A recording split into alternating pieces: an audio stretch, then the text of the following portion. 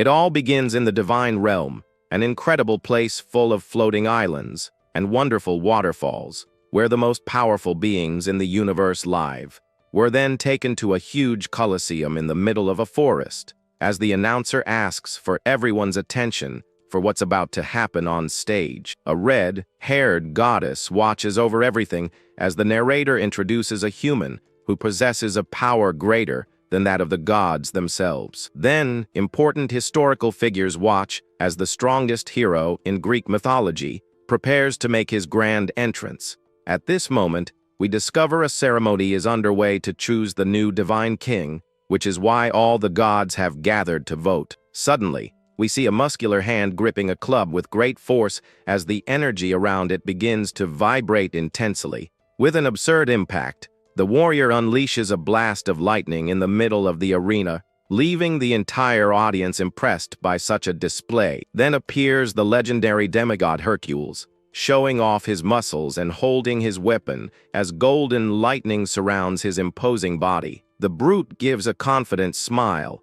showing he's ready to take control of everything and prove that no one is a match for his physical strength. But the dog-faced announcer interrupts the show and announces the start of the vote to decide if the hero of the 12 labors will be the new king. It turns out that when they ask those in favor to raise their hands, silence fills the place, and no one moves to support the candidate. Realizing he didn't receive a single vote, the big guy is completely dumbfounded and doesn't understand why nobody wants him in charge of the realm. Meanwhile, in the audience, other gods seem totally bored, and some even take a nap, because this situation has become routine. The problem is that this choice must be by a simple majority, but since everyone there is selfish, the debate has been going on for over 300 years with no solution. Far away, a white-haired girl watches the mess on a screen and comments that this issue will never truly be decided.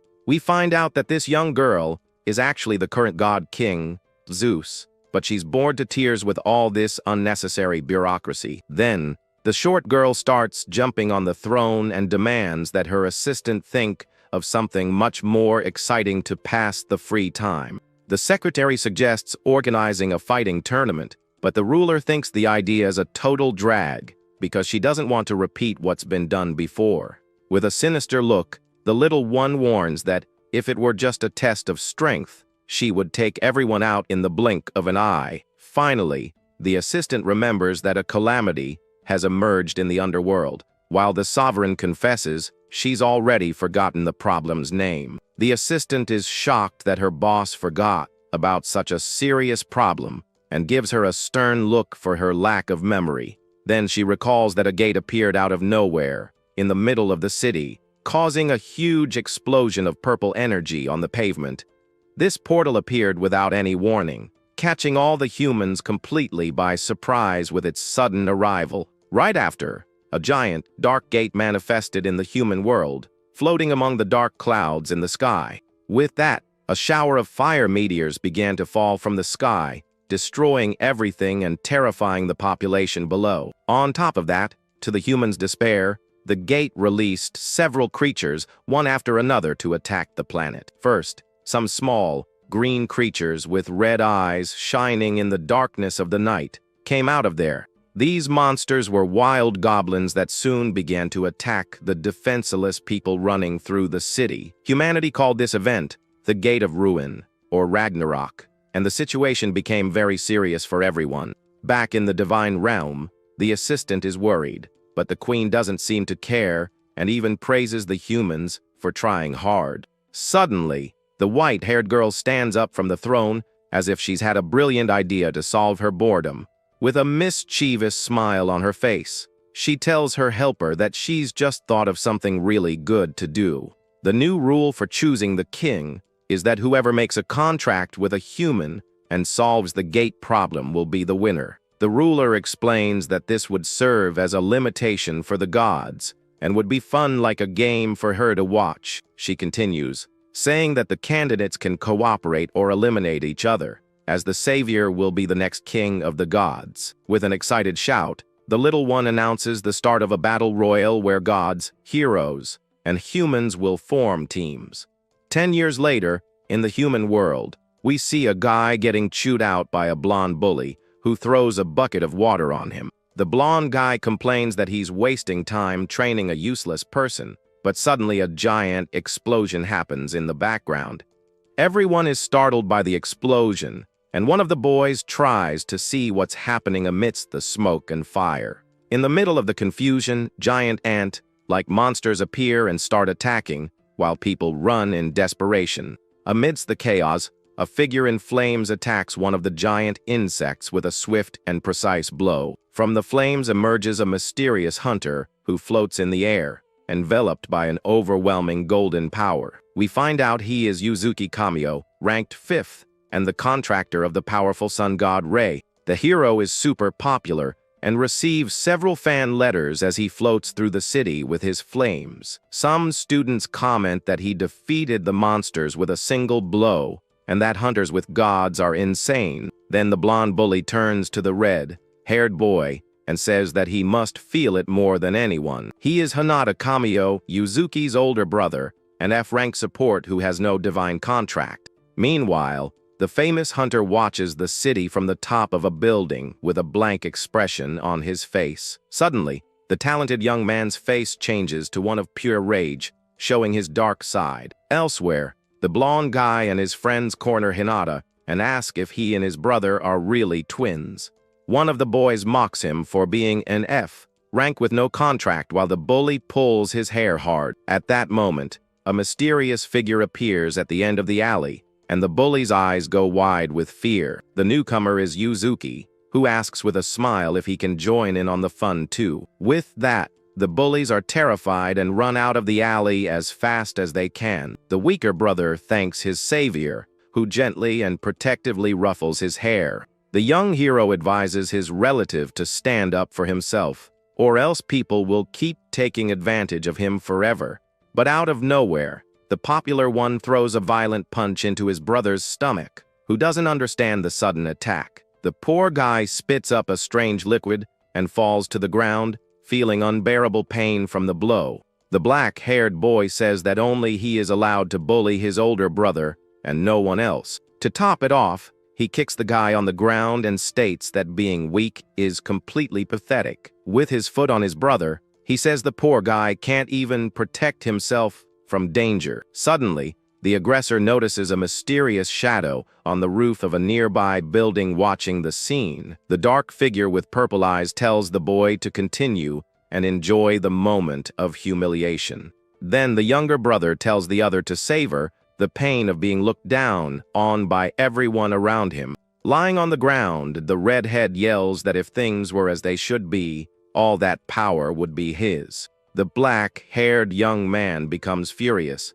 and says with a scary look that he had warned him never to bring that up again. With that, the story goes back to the past, showing that in their childhood, the situation between the two was very different. The narrator says that he believed he had the happiest family in the world as his mother praised him at the table. The little boy smiles happily as he gets a pat on the head for getting a perfect score on his test. Meanwhile, Yuzuki watched everything from a distance with a sad face, holding his own school evaluation. The other boy's grade was very low, and out of shame, he had completely crumpled the paper. Their father tries to console the boy, saying he could do it too, since they were twins after all. But the black-haired boy seemed to carry a different, dark feeling inside him since he was little. The mother tries to lighten the mood by saying the other son had also done well in math. The little redhead is surprised and doesn't understand what his mother meant by that comment. Suddenly, the woman looks out the window and sees a giant, bizarre monster with one pink eye staring at them. The creature invades the house, breaking everything, and the mother grabs her son to try to protect him from the danger. The monster was hideous, with several weird eyes and sharp teeth, ready for a final attack. At that moment, the family's father throws himself in front of the other son to save him from the creature's blow. The creature attacks with full force, and in the middle of the explosion, it seems like it ate the black-haired boy's test paper. In the middle of the burning house, the boy despairs upon seeing his mother trapped in the rubble and screams for her. With a determined look, the little redhead decides he's not going to leave his mother behind in that fiery inferno. From afar, a divine figure watches the boy, bravely running through the flames to the rescue. The sun god, Ra, wonders why that boy is running straight into the fire without any fear. His mother begs him to run, but the boy ignores the warning and says he's almost there to save her. The boy uses all his strength to push the debris, while the ceiling starts to collapse on them. The woman looks up, terrified, realizing the ceiling is going to fall right on top of her brave son. In a final act of love, she pushes the boy away so he won't be crushed by the debris. With that, the rebel completely collapses, and the woman ends up buried forever underneath it all. The little one cries desperately, seeing that he couldn't save his mother and is now all alone. Outside, the boy sits looking at the burning house, unable to believe what just happened. Nearby, his brother observes their father's hand on the ground and realizes he didn't survive the attack either. A mysterious voice tells the boy that it saw his entire little display of courage in that moment. The voice continues, saying it was looking for someone who doesn't tremble before the flames of the underworld. The sun god appears in all his glory and says that this is the kind of man he really likes. The entity extends its hand to the boy and offers him the chance to make a powerful contract with it. The two shake hands, sealing the pact with a golden light as his brother shouts his name in the background. At that moment, the little redhead runs out of the burning house to see what was happening outside. He finds the sun god holding his brother, who now has a small golden flame in his hand. Rai questions if he chose the wrong human as Hinata runs to his brother, asking where their father is. With an evil smile, Yuzuki holds the golden flame in his hands, feeling the power of the sun god. When his brother tries to get closer, the boy attacks him with a blast of fire, shouting not to be touched. The explosion of flames throws the little redhead far away, hitting him hard against a concrete wall. Fallen and hurt, the poor guy doesn't understand why his own brother attacked him in such a cruel way. With the power of the contract, the boy accuses the other of always looking down on him for being the younger, useless brother. He screams with hatred that the other was only chosen as the older brother by pure luck and nothing more. But now things have changed, and he was the one chosen by the god to receive an incredible and limitless power. With a villainous laugh, the boy prepares another attack, saying his brother is getting what he deserves. Then he fires a huge column of golden energy that destroys everything in its path with its power. The little red head is left lying on the ground, completely defeated, while the flame of the contract burns beside him. The aggressor celebrates, saying it's now his turn to look down on his brother and show who's superior. Back in the present, the sun god floats between the two brothers in the alley, his golden aura shining. Ra apologizes, saying he mistook the redhead for someone else, and introduces himself as the Egyptian god. The entity complains that it's hard to tell humans apart, especially when they are identical twins. The older brother gets angry and asks how the god can laugh after seeing his power being used that way. Angrily, the young man opens his shirt and shows a large sun-shaped burn on his chest. The god is asked if he doesn't regret the choice he made, but he replies that he actually doesn't care. The young man is shocked and disgusted by the entity's attitude, which shows no remorse for what happened. The deity explains that in his family, it's quite common for siblings to eliminate each other, showing his family tree. He finishes by saying that modern humans worry too much about love and can't survive on their own. The god explains that Yuzuki is different, as his cold nature is perfect for a warrior, and he matches his power. That's why he states he couldn't ask for a better partner in this era, while the redhead can't believe what he's hearing. With an evil smile, the younger brother asks if the other heard clearly what the god just told him. Then he says goodbye to the poor guy, calling him a talentless nobody before finally leaving. Just then, the pair receives an emergency call about a new mission that suddenly appeared nearby. The boy says that's great news, since he didn't get a chance to let loose much in the last fight he had. With his vision blurred, the young man faints in the dark alley after all the humiliation he just suffered. Some time passes, and night finally falls on the city as the streetlights begin to turn on. Suddenly, the red-haired boy wakes up on the alley floor, still feeling the pain from his brother's attack. He gets up with difficulty and wonders how long he was passed out in that cold, lonely place. In another part of the city, a blond guy seems to be feeling sick and leans on a lamppost to keep from falling, but the effort is useless, and the boy ends up falling to his knees on the sidewalk, completely exhausted and weak. The redhead remembers that since their parents' passing, his brother became increasingly tyrannical and aggressive towards him. But he was the only one in the world who knew his brother's true nature behind that hero fame, and whenever he saw his brother being acclaimed by the public, he couldn't help but think of one specific thing. Back in the present, the young man cries, leaning against the post, as he thinks again about the day his parents passed. A tear runs down his face as he imagines how different everything would be if things had changed on that terrible day. He wishes his brother had been the one to go, and out of nowhere, a huge explosion happens right behind him. The impact throws the boy far away, and he is shocked to see that the explosion came from a strange creature. The monster, which looks like a giant, armored armadillo, is now fallen and defeated in the middle of the destroyed street. The boy is startled to see that the defeated creature was actually his brother, lying on the ground all beaten up. He doesn't understand anything that happened there as the street begins to be taken over by a bluish energy. Suddenly, a huge column of water explodes from the ground with absurd force, destroying everything around. Lying on the sidewalk, the redhead notices a puddle of water moving on its own towards him in a very strange way. From the waters emerges an S-rank elemental creature called an Undine, which completely nullifies fire attacks. The young man realizes the monster hasn't noticed them yet and thinks he needs to get his brother out of there as quickly as possible. He looks at the fallen Yuzuki and tries to shout for him to run, but fear completely paralyzes him at that moment. In that instant, a dark and tempting thought starts to cross the young man's mind in the midst of the chaos. He wonders what would happen if he simply abandoned his brother to his fate in that dark alley. With that, he remembers all the suffering he went through and thinks his crappy life could finally get better.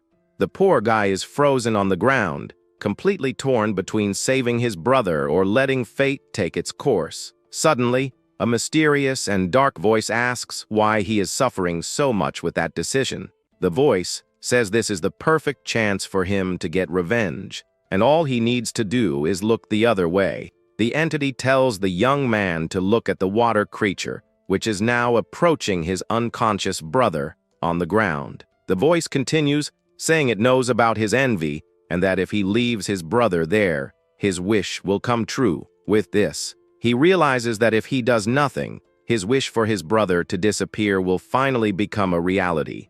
The boy has an expression of pure conflict, breaking out in a cold sweat, not knowing which path to take at that moment. The dark entity then gives him two options: run away to live, or fight the monster and meet his end. The young man thinks that if he just walked away now, his life would change forever, and he would be free from his brother. But as he remembers his mother being crushed, he seems to make a final decision about what he must do. At that moment, the young man remembers his mother's last request as he saw her face for the last time, asking him to take care of his younger brother. With that, the young man feels the weight of responsibility and starts to cry, realizing that even after being humiliated, he still needs to be the protector. Then, the hero's gaze changes completely, and he sets aside his fear to focus only on what truly matters in that moment of danger. The redhead then jumps with all his might and wonders what he's thinking, but decides to act even knowing he's just considered a weak idiot.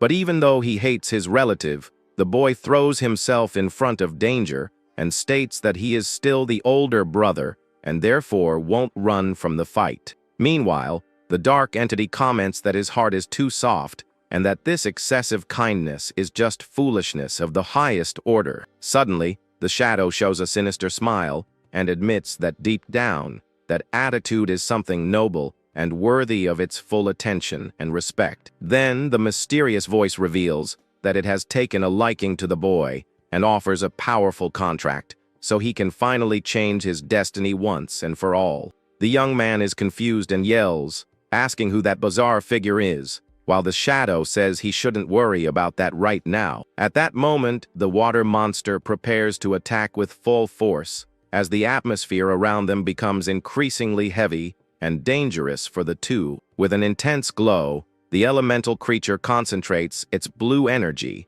and shows it will have no mercy for anyone in its path. Suddenly, a huge explosion of water hits the pavement, and the young man tries to protect his unconscious relative as the impact destroys everything around. With the blow, both are thrown far away and are left lying on the ground, completely vulnerable to the monster's next final blow. The pavement cracks completely, creating a giant crater, while the redhead is impressed by the level of destruction from that overwhelming power. But the shadow warns that if the desire to protect his family is real, the boy must shout with all the strength of his lungs to seal the pact. The entity then whispers dark words into the young man's ear and asks if he is ready to accept the consequences of this new power. Then the protagonist's eyes gain a different glint, showing that he has finally made his decision and will not go back on his choice. Angrily, the hero shouts that if the entity is a disappointment, he will never forgive it, as he faces the water creature without a shred of fear. In that instant, the young man opens his mouth to unleash his first attack command, and the air around him begins to vibrate with a dark, dense energy. Finally, the young man unleashes the secret technique of the Black Blade to trap the enemy in the shadow and shows that he now also possesses a divine power. With a dark aura, the boy prepares to unleash his new ability with a war cry. The elemental creature is completely shocked to realize its opponent now has such a dense power. Without wasting time, the water monster counter attacks and fires several ice spears at high speed, but the projectiles are useless and crash against the shadow defense without causing a single scratch. The dark energy proves to be very resistant and absorbs all the attacks without taking any damage. From the shadows emerges the redhead with a new look and a katana in hand, ready to start the battle. With a serious look, the hero prepares to show the true potential of his newly made contract. Then he warns the creature that he is not a god and that he has no connection with them. The young man also states that he is not a hero as the monster prepares another powerful water attack. With absurd speed, the young man charges towards the enemy for a direct and precise attack. Dodging the projectiles, the boy gets closer and closer, showing his new agility in combat. Angrily, he shouts that even so, he will fight with everything he has to protect his younger brother. With that, the protagonist manages to land several cuts on the creature, which doesn't understand his speed. The elemental monster stands still under the moonlight, looking much weaker than before the attack. With a final blow from his dark blade, the young man finishes the fight once and for all. He now feels that he finally has the power necessary to protect those who are important to him. With that, the water creature is divided into several pieces and is finally defeated forever. From above, the boy looks at the remains of the monster and wonders if he really defeated an S rank. The young man is shocked for being just an F rank and having accomplished such a great feat alone. Suddenly, he remembers his brother and runs to see if his relative is still alive after everything. The redhead runs to his brother and desperately asks if he is okay after the whole attack. He then moves closer to his relative's face to check his breathing very carefully and attentively. Seeing that the other is still alive, the young man is relieved and is thankful he survived. But suddenly, the water monster begins to regenerate behind him, catching the hero by surprise. Angrily, the boy yells that he can't believe that thing is still alive and prepares to fight. However, the young man is confused and seems not to know what to do with the sword in his hands at that moment. He tries to use the power from before, but realizes he can't remember how to activate the ability. Desperately, the redhead starts to break into a cold sweat, seeing that the enemy won't wait for him to remember. Then the creature creates several water spheres, and the boy panics for not knowing how to attack. With that, the monster fires a shower of blue energy beams towards the two brothers. The hero tries to defend himself, but the attacks are so fast that he can't follow their trajectory. Then he shouts to the entity and asks how he can use that dark power again in the fight, but the new partner doesn't answer, and the young man gets even more nervous with the other's silence. Annoyed, the boy reminds the shadow that they made a contract and that it should be helping now. He continues shouting for the entity to say something as the beams get dangerously close. One of the attacks hits him squarely and goes through his body, causing a serious injury. With the impact, the young man spits up a strange liquid and feels agonizing pain from the blow. He realizes the situation is bad, and that if this continues, they will both end up done for here. The water creature gives an evil smile and prepares one last attack to end it all. Finally, an energy beam hits the protagonist in the head, and he screams in pain from the final blow. Lying on the ground and all injured, the young man calls for his brother, showing he still cares about him. Even almost out of strength, he swears he will save his relative from that monster at any cost.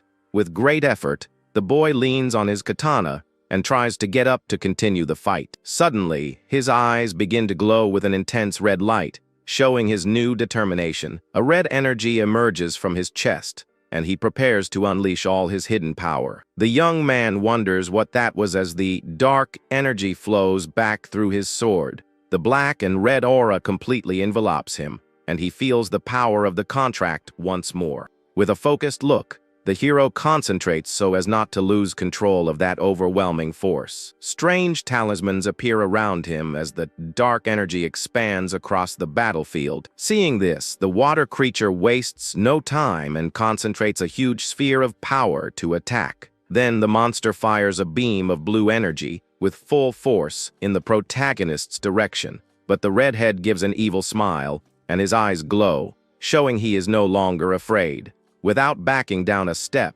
the boy faces the attack head-on, prepared to fight back with everything he's got. He raises his sword, which is now covered in a dark and powerful aura, ready for the cut. With a swift movement, the hero slices the energy beam in half, as if it were nothing. The blow goes through the monster and hits its purple core, breaking the source of its elemental power. With that, the creature's core shatters into several pieces, and its energy begins to dissipate. The core fragments fall onto the pavement, and the water monster finally meets its end. The redhead stands next to his fallen brother as the dark energy slowly disappears. He positions himself in front of his relative, showing that he will protect him from any danger that appears. With a sinister smile and glowing eyes, the hero seems possessed by the new, scary dark power. He then raises his sword over his brother, showing he will protect him from anyone who gets close. Suddenly, a new hunter appears with blue lightning all over his body, interrupting the tense moment. The newcomer advances with speed and attacks the redhead with a powerful and unexpected electric blow. With a leap, he lands on the ground, says he will take the boy to a safe place from there. We find out he is Minato Azaoi, the number 1 S rank, and he came to rescue the hero's brother. The redhead gets into a fighting stance, and the other asks who he is, and tells him not to cause trouble. But the hunter scoffs and says on the phone that the boy probably won't cooperate at all. With that, the hero advances with his dark sword to attack the new enemy without a second thought. The S rank notices the sword got bigger and asks if the redhead doesn't know who he really is. He continues to think he's famous, but the protagonist doesn't seem to care one bit about it. Then the hero attacks again with his black blade, but the other manages to dodge with ease. The hunter apologizes and says he'll have to call it self-defense as he gets ready. With that, a blue energy explosion occurs, and the S rank shows he also has incredible power. The redhead seems exhausted, and the dark energy begins to slowly disappear from his body. He ends up fainting and falling to the ground after using so much power at once in the battle. Sometime later, the boy wakes up in a hospital bed, all bandaged up and completely confused. He gets a scare seeing Minato there and shouts, asking if he's really the famous number 1 S rank hunter. The young man asks about his brother, and the S rank says the medical team is already taking care of everything. The hunter explains that they checked and saw that the redhead had just made a brand new contract, With a serious look, the S-rank hunter asks which entity the boy made his new contract with. The redhead explains that he doesn't know because the voice no longer responds, and the other finds that very strange. Then Minato asks why he tried so hard for the promotion test, and the young man says it's due to a lack of talent. The S-rank gets annoyed and says he didn't ask why he failed, but why he kept trying. With a clenched fist, the hero replies that he needs to catch up to someone no matter what. He reveals that this person is his younger brother and shows great determination in his eyes. The hunter is shocked to learn that he is the brother of the 5th ranked S-rank in doubts, and F-rank can do it. Finding the situation funny, the man starts to laugh and asks if the boy is being serious. With a smile, he says he likes the redhead and found him to be a very interesting person indeed. He then throws a piece of paper to the hero, who doesn't understand what it is and is very confused. The S-rank says goodbye and tells the young man to go to the location on the note the next day, because it's a promise. On the paper is written an address in Japanese that seems to be for a special classroom. The next day at a fancy modern school, the sky is clear and the sun is shining brightly. In the hallway, the protagonist wonders what he's going to do there and confesses that he's very nervous. Mustering his courage, he decides to open the classroom door to see what awaits him inside. Suddenly, a giant explosion occurs, throwing tables and chairs everywhere with force. In the middle of the mess, a blue-haired boy with a spear appears, ready for battle. A blonde girl with red streaks also appears in the middle of the confusion with an angry look. The two stare each other down, and the redhead is caught in the middle, not understanding anything about these super strong people. Outside, Minato looks at the destroyed classroom and asks what happened on the first day of class. Back in the classroom, our hero is all beaten up, while the other students stare at him curiously. One of the white-haired boys points at the newcomer and shouts that he's the guy who caused the earlier mess. A purple-haired girl then starts arguing with the redhead, while the teacher finds the fight amusing. Then the instructor decides to start the class and goes to the blackboard to calm everyone down. With a smile, he introduces himself as Minato Izayoi and says he will be their teacher from that day on. He asks everyone to introduce themselves in order, starting with the blonde girl in the first row of the class. The young woman's name is Rin Shishiku, a D-rank hunter who has a contract with the hero Beowulf. Next is Fugo Mizukiri, also a D-rank hunter whose partner is the Roman goddess Minerva. Suddenly, the blue-haired girl slams her classmate's head on the desk and says she's eager to get to work. She is Masamunabu, a C-rank hunter, and her contractor is the famous swordsman Okita Soji. Everyone is confused by the way she talks, and the girl seems very proud of her idol. Fugo then asks about her strange outfit, and the young woman is happy he noticed. She explains that she greatly admires the Shinsengumi, a group of legendary samurai from ancient Japan, but her biggest idol is the captain of the 1st Division, the sword genius Okita Soji. That's why her appearance is a tribute, and she even imitates his pose with 2 katanas in hand. Far away, a mysterious figure hides behind a locker, seemingly very scared. We find out it's Okita Soji himself, who wonders why his contractor scares him so much. The teacher interrupts the presentation and says they are running late and need to continue quickly. It's our hero's turn, who introduces himself as Hinata Kamiyo, an F-rank support from the rear guard. But when they ask about his contract, he says he doesn't know, leaving all his classmates shocked. The teacher reveals that the newcomer made his contract yesterday, and the blonde girl is shocked by the news. The white-haired boy complains that the war started 10 years ago, and that the god candidate is very relaxed. Then the instructor proposes a pop quiz and asks what the 4 students in the class have in common. The blonde guesses it's their age, but the master says that although it's true, it's not the right answer. The white-haired young man realizes the answer is that they all have very unstable abilities. The blue-haired girl adds that they can't communicate properly with their partners. The blonde understands that they lose control easily, and the teacher summarizes that's why they don't improve. The master explains that's why he gathered the 4 of them there. But first, they will review some things. He takes out a cigarette and asks what the victory condition is for the Divine King Selection War. Then the instructor calls on the white-haired boy to answer, but he seems very confused by the question. The young man replies that the god candidate and their human partner need to solve the Ragnarok problem together. The teacher asks the blue-haired girl for the method, who replies that it is still unknown to everyone. He questions the blonde about the reward, and she explains that if her partner becomes king, they get one wish. But the master corrects her and says they don't fight for the good of the world, but for their own selfish desires. That's why the Academy's policy is to keep the monsters under control, while searching for clues to close the gate. However, he warns that there are chosen ones who don't care about the lives of others, and looks at the newcomer. The redhead gets tense when the teacher mentions the name of the group known as the God Hunters.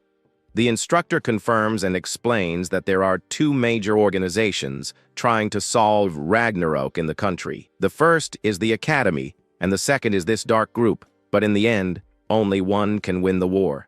That's why the God Hunters are trying to eliminate the competition before Ragnarok is resolved. The teacher continues explaining and says with a smile that, to be honest, the Academy is not in a good position at the moment. He reveals that several high-level hunters have been defeated, and even some S ranks were injured in the battles. The blonde girl is shocked that an S rank lost, and her white-haired classmate comments that this would be a huge scandal. But the instructor says with a dark aura that it doesn't matter because he is stronger than all the S ranks combined.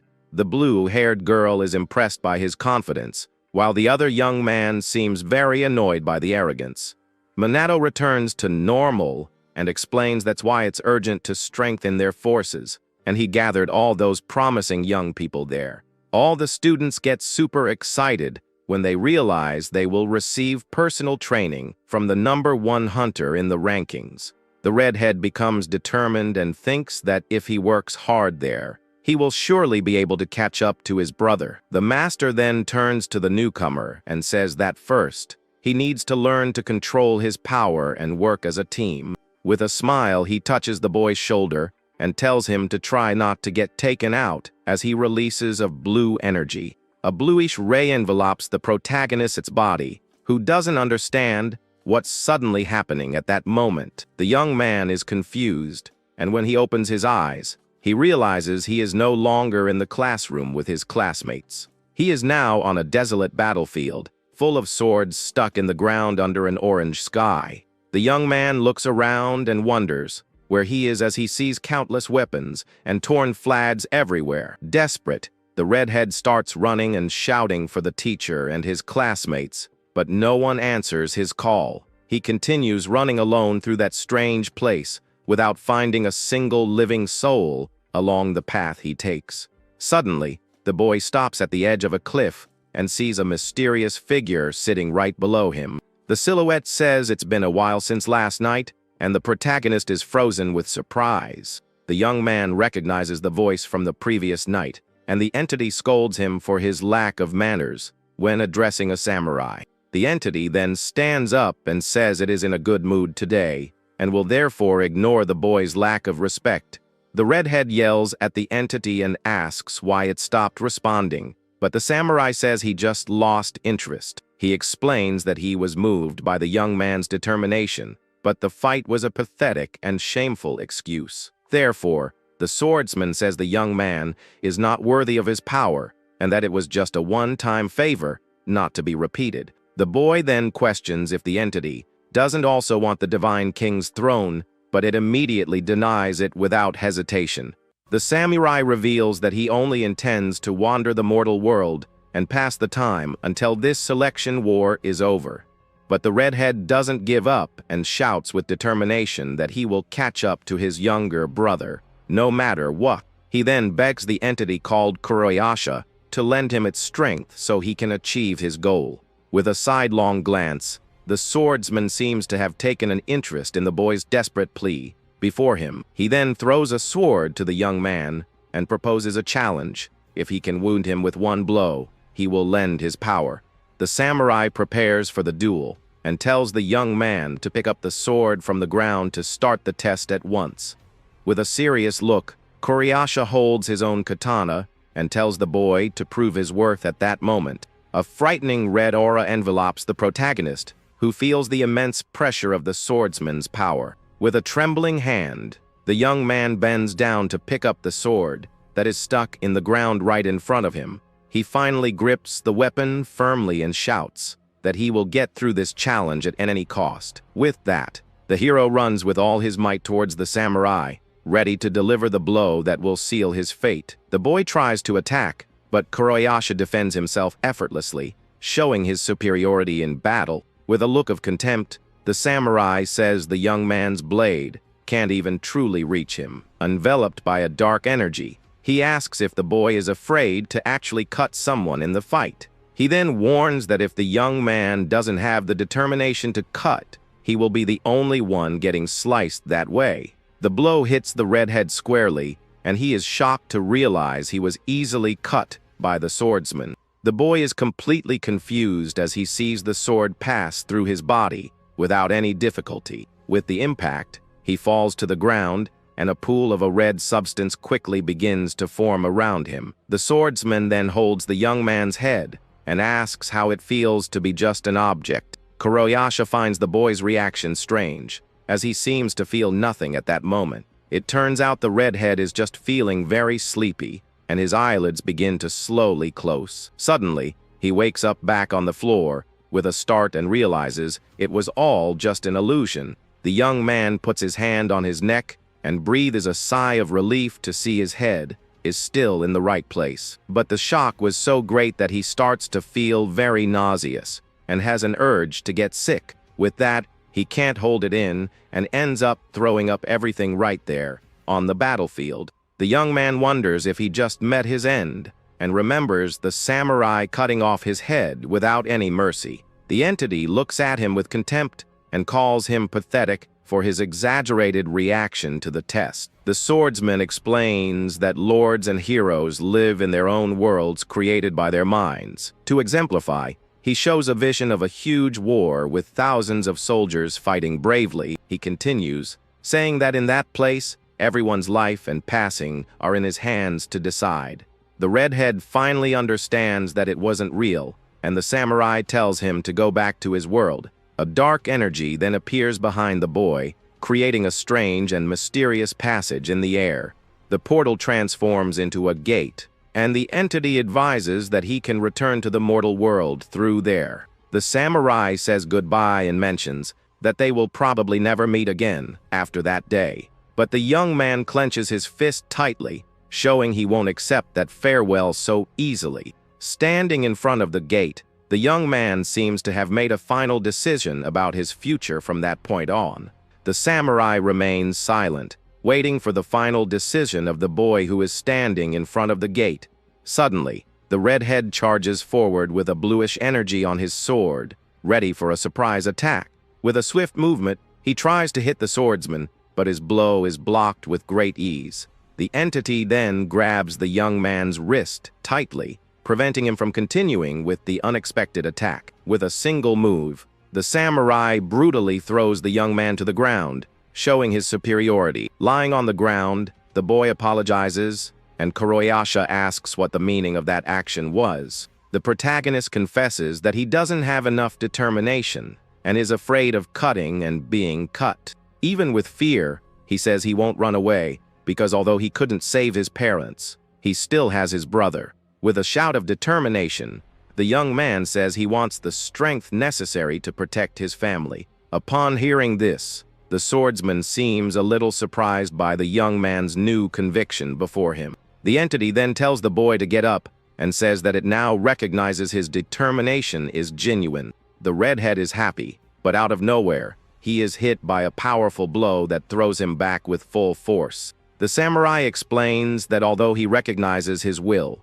the condition to help him still hasn't changed. He continues, saying that if the young man wants to catch up to his brother, he himself needs to become much stronger. Koreasha warns that he won't send him away anymore and defeats him again for him to try to hit him. The entity says the young man can be defeated hundreds or even thousands of times if necessary. Even fallen and injured, the boy gets up once more with a purple energy flowing through his body. With the sword in hand, he shouts that he will try again and runs to attack the samurai once more. The swordsman gives a smile and comments that the young man is full of spirit and tells him to keep it up, but the blow is useless, and the boy is blocked again without even managing to scratch his opponent. The boy is hit once more, and a deep cut opens on his chest, showing the brutality of the training. With that, he is defeated in various different ways and screams in pain with every blow he receives from the swordsman. Time passes,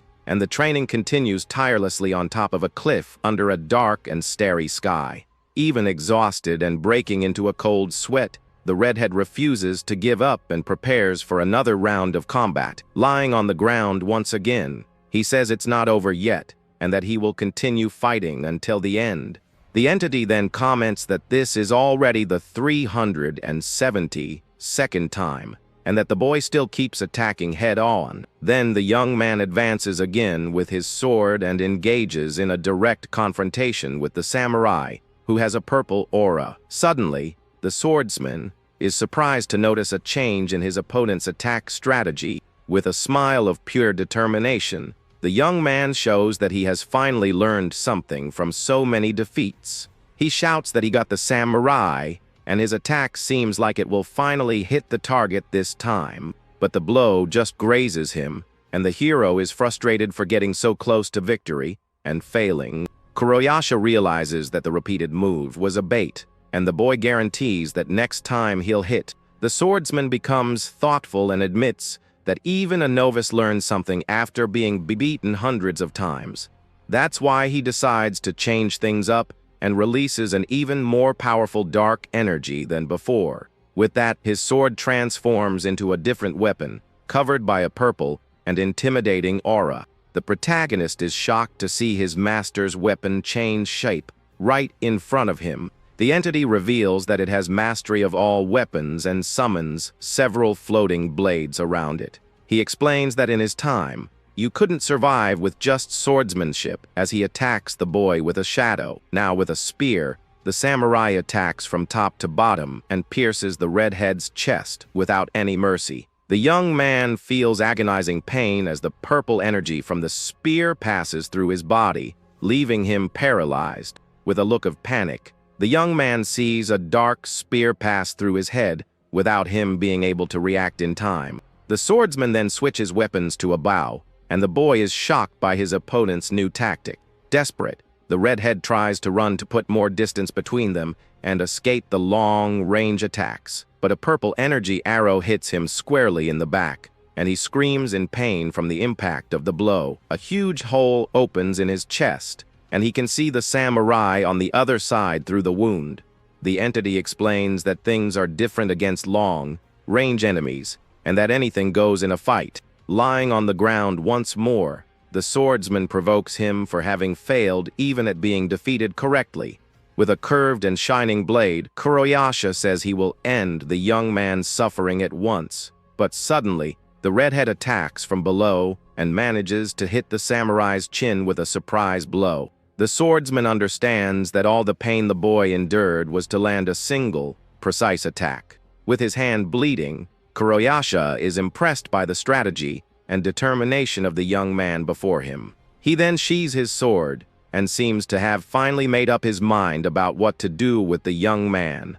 The redhead asks if it was a dirty trick, but the samurai says a hit is a hit and that he keeps his word. With that, he promises that he will fight alongside the boy until the end as a true battle partner. The entity offers its own katana to the young man, sealing the contract between the two with a dark aura. With an ear-to-ear grin, the protagonist accepts the weapon and thanks his new master for the chance. Back at the gate, Kuroyasha warns that it's time to return to the mortal world and end the training. The young man walks towards the exit, but a mysterious and injured figure appears on the other side of the portal. It's the blue-haired girl, who warns that problems have also started happening on the outside. The young man asks if he just has to enter the portal, and the samurai confirms that it will take him back home. The redhead is startled by the purple portal, and the entity scolds him, telling him not to be afraid of every little thing. Impatiently, the samurai kicks the boy, throwing him into the portal and telling him to hurry up. From afar, Kuroyasha watches the young man disappear into the vortex, and seems to be saying goodbye to him forever. With that, the young man screams desperately as he falls into a dark, purple abyss, not knowing where he'll end up. Suddenly, he wakes up with his face on the desk, and realizes he is back in the academy classroom. Alone in the room, the protagonist sees everything destroyed and doesn't understand what happened there with his classmates. Looking at the clock on the wall, the young man is shocked to see that only 1 hour has passed in the real world. Kuroyasha then appears beside him and explains that place was not the mortal world, which is why time is different. He continues, saying that 3 days in that place are equivalent to just 1 hour in the boy's world. With a goofy smile, the redhead is overjoyed, and the entity asks what strange face he is making. The young man wipes his sweat and is thankful it wasn't a dream, as the teacher appears at the classroom door. The instructor welcomes the student and gives him a friendly pat on the head.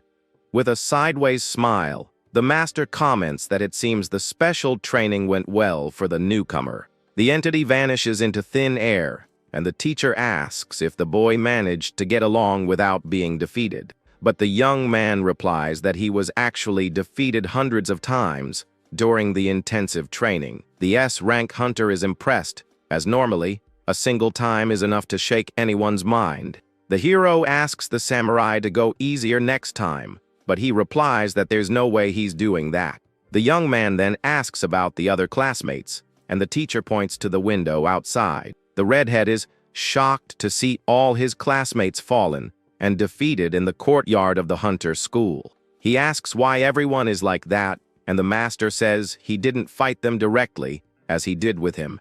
The teacher explains that he gave the other students a small skill test while they were waiting for him to return. With that, the master says that now that he knows what each of them can do, he has a new plan for the training. From that moment on, everyone there would train in pairs to improve their teamwork skills. The first pair formed is Mizukuri and Shishiku, who don't seem to like the teacher's idea at all. The white-haired boy breaks into a cold sweat and can't believe he has to be paired with that girl of all people.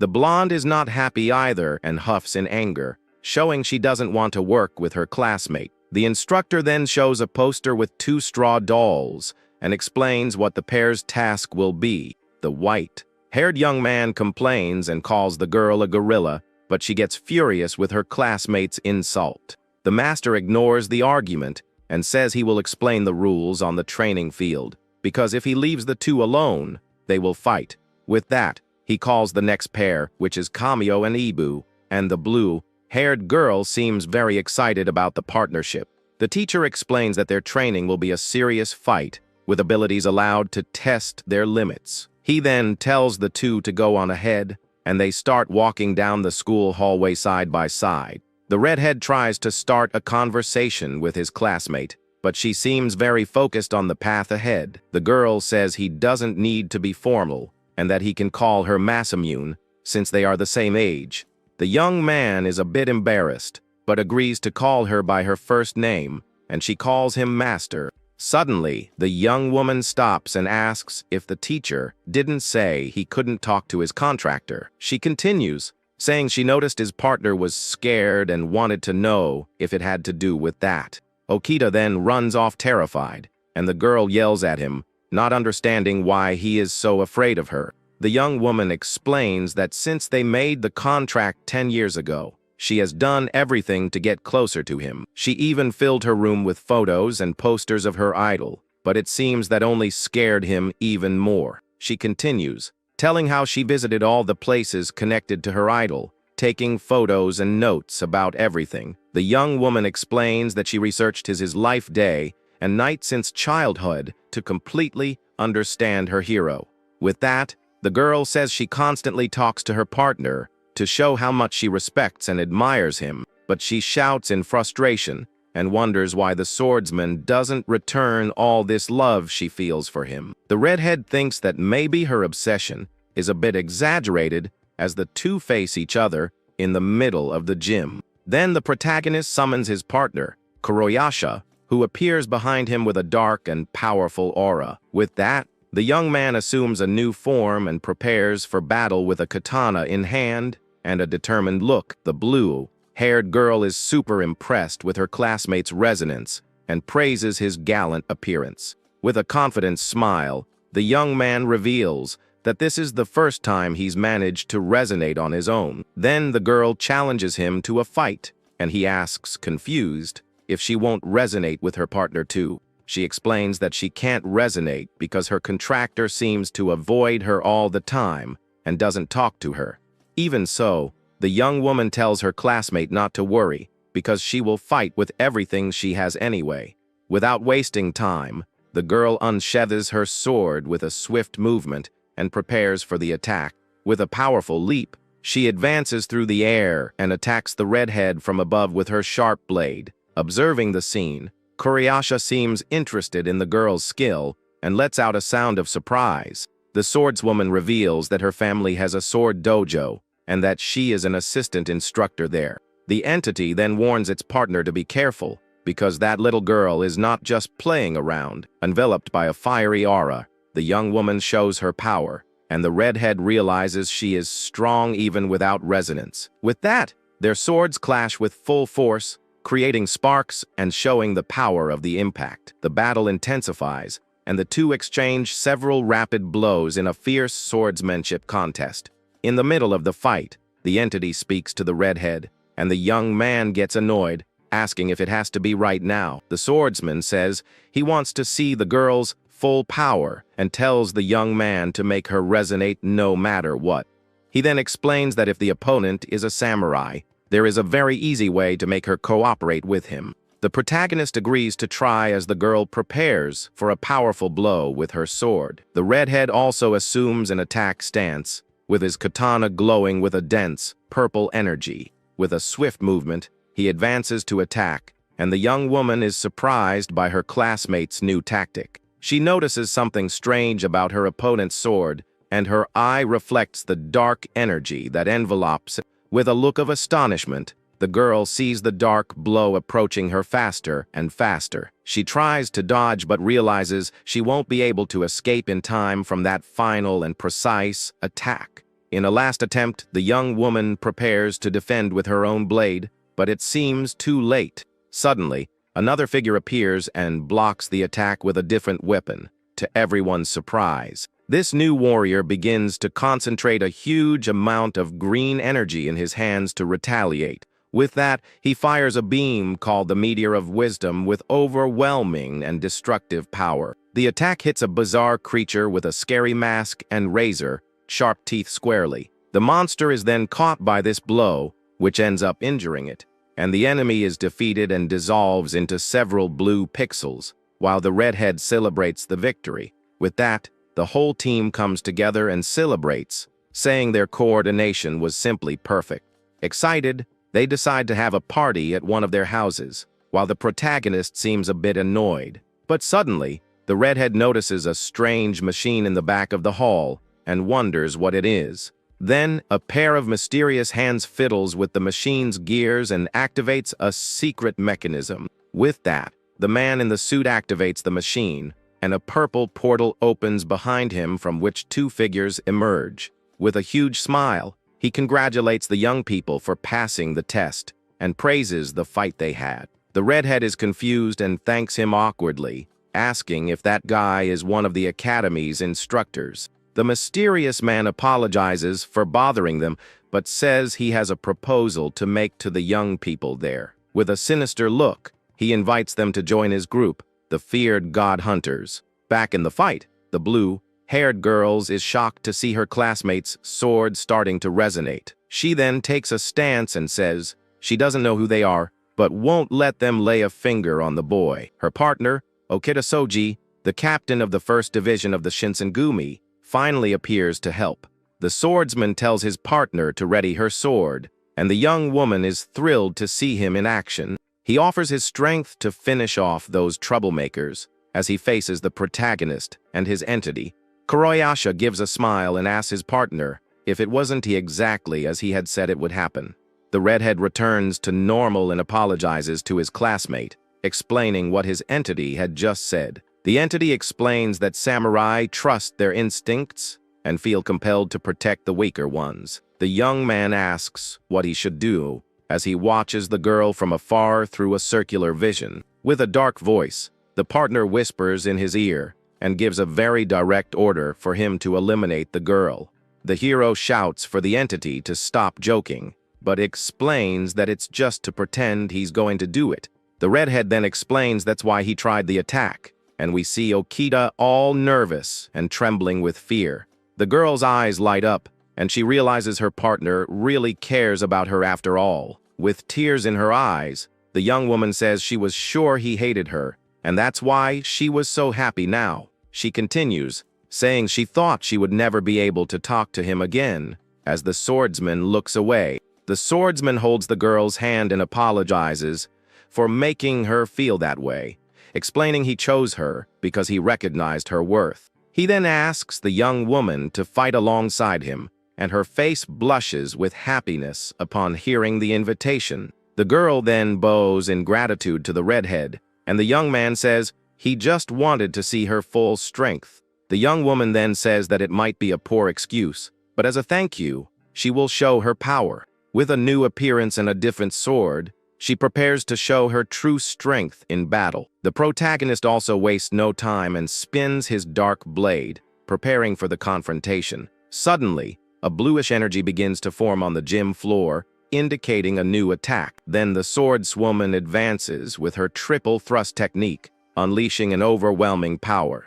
The redhead is completely shocked by the speed of the blow and realizes the situation has become very serious. With that, a huge explosion occurs in the middle of the gym, raising a cloud of dust and debris. Sometime later, the two walk down the school hallway, looking very tired after the intense training. Everyone seems exhausted, but the girl is super happy, while the entities comment on the training. They then arrive at the door of training room B and seem to be looking for their other classmates. The protagonist wonders if the others are still playing tag as they look down the empty hallway. They then find the teacher sitting on the floor smoking, and the man asks how the pair's training went. The instructor notices that the two finally got along, and the swordsman is all embarrassed by the comment. The master ruffles the girl's hair and explains that he knew they would only understand each other in a serious fight. Suddenly, the redhead notices a fiery energy at the end of the hallway and sees a monstrous creature appearing. The beastly creature punches the ground with all its might, causing a huge explosion of flames and debris. The blow throws the other boy far away, and he yells at his classmate for attacking him like that. The teacher explains that the training was a different kind of tag, where only the one running could attack to control their powers, but he admits that their partners ended up being much more problematic than he initially imagined. We then see the hero Beowulf laughing like a madman and telling his partner to finish off the opponent without mercy. Meanwhile, the other young man desperately asks for his goddess Minerva to contain the enemy's fury. The boy looks around confused because he can't find his partner anywhere in the gym. Suddenly, an owl appears and asks him to speak quietly because the goddess of wisdom, Minerva, is sleeping. The young man is shocked and asks why she is sleeping in the middle of the fight, while the other attacks him from behind. With that, the poor guy gets beaten up badly, and the scene shows the intensity of the thrashing he received. Back in the present, all the students are exhausted on the floor, and the instructor announces the final activity of the day. With puppets on his fingers, he reveals that the challenge will be a 1-on-4 fight against himself. The master gives the young people 5 minutes of rest, while they continue lying on the floor, out of strength. Enveloped in a dark aura, the teacher waits while one of the students says they don't stand a chance if they attack all at once. The blonde asks if the redhead is scared, but he says he's not stupid enough to fight an S-rank without a plan. The white-haired young man suggests they create a strategy, but the other girl thinks it won't help. Then the boy says they need to at least divide the roles, since they have no teamwork. He explains that he and the blonde are specialists, he being long range and she short range. With that, they decide to stay in the front and back while the redhead and the other girl cover the middle of the field. The instructor asks if the strategy meeting is over as the four prepare for the final combat. He then throws his cigarette into the air and warns, it will be the signal for the start of the great battle. With focused gazes, the four students watch the cigarette fall and prepare for the imminent attack. With that, the muscular hero yells for the blonde to advance, while the girl complains that she doesn't like receiving orders from anyone during combat. At that moment, the furious young woman launches into a frontal attack charged with yellow energy to try to hit the instructor by surprise. But the master just smiles and blocks the blow with one hand, showing that her physical strength is still not enough to defeat him. Seeing the opening, the redhead shouts for his blue-haired partner, who immediately jumps, ready to deliver a precise cut with her katana. Then the two attack together in perfect sync as they try to corner the strongest hunter in the room with their swift movements. On the side, the blonde's partner celebrates the hit but soon realizes something is wrong, because the teacher doesn't seem to have taken any damage. With a calm look, the instructor explains that the plan to use the classmate as a distraction was good, but the shouts gave away their entire intention. The protagonist is in shock, realizing that even with a combined attack, they couldn't even scratch the opponent's defense. He notices the man is using resonance only on certain limbs to save energy, and decides to advance for one more desperate attempt. With great anger, the young man tries a direct blow, but the master just observes the movement with a look of total boredom at the situation. Suddenly, magical roots emerge from the ground and trap the veteran's legs, who praises the student's unexpected teamwork. But the S-rank hunter unleashes a gigantic explosion of blue lightning that illuminates the entire gym and forcefully throws the four young people away. With a cry of power, the instructor states that no one will defeat him in a brute force contest, and the energy takes over the whole place.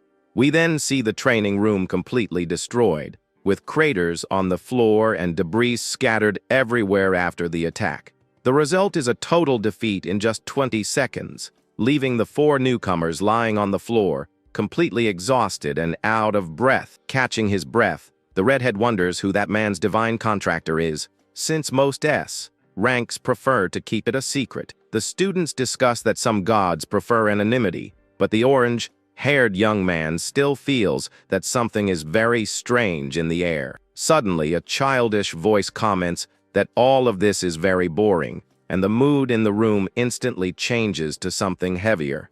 The mysterious figure says the war is at a stalemate and asks if the master really has time to be playing with children. In that instant, the teacher's expression turns to pure terror, and he desperately shouts for the unknown being to get away from the boy. The figure reveals herself to be Zeus herself, the queen of the gods, who has a powerful golden aura around her. She then clings to the redhead and asks the teacher why he is training the competition instead of eliminating it. With a malicious look, the entity says it would be much better if he just finished them all off at once. She continues, saying that the weak will perish, and that the old king didn't care about humanity at all. Sometime later, the sun begins to set, and the Hunter Academy is bathed in a calm, orange light.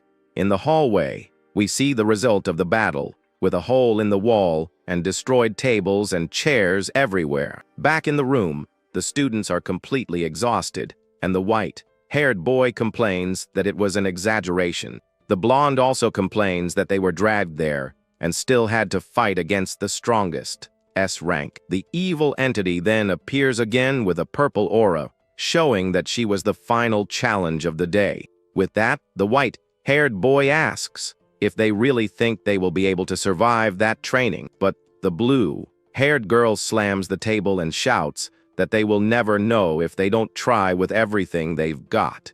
She continues, telling them not to worry about the future, because tomorrow's problems are for tomorrow. The redhead praises his classmates' optimism, and the blonde says it's a waste of time to get stressed out and suggests they go home. Suddenly, The teacher appears in the destroyed hallway and says it's good that they are all still around. With a smile, he warns that there is still one last place he really wants to show all his students.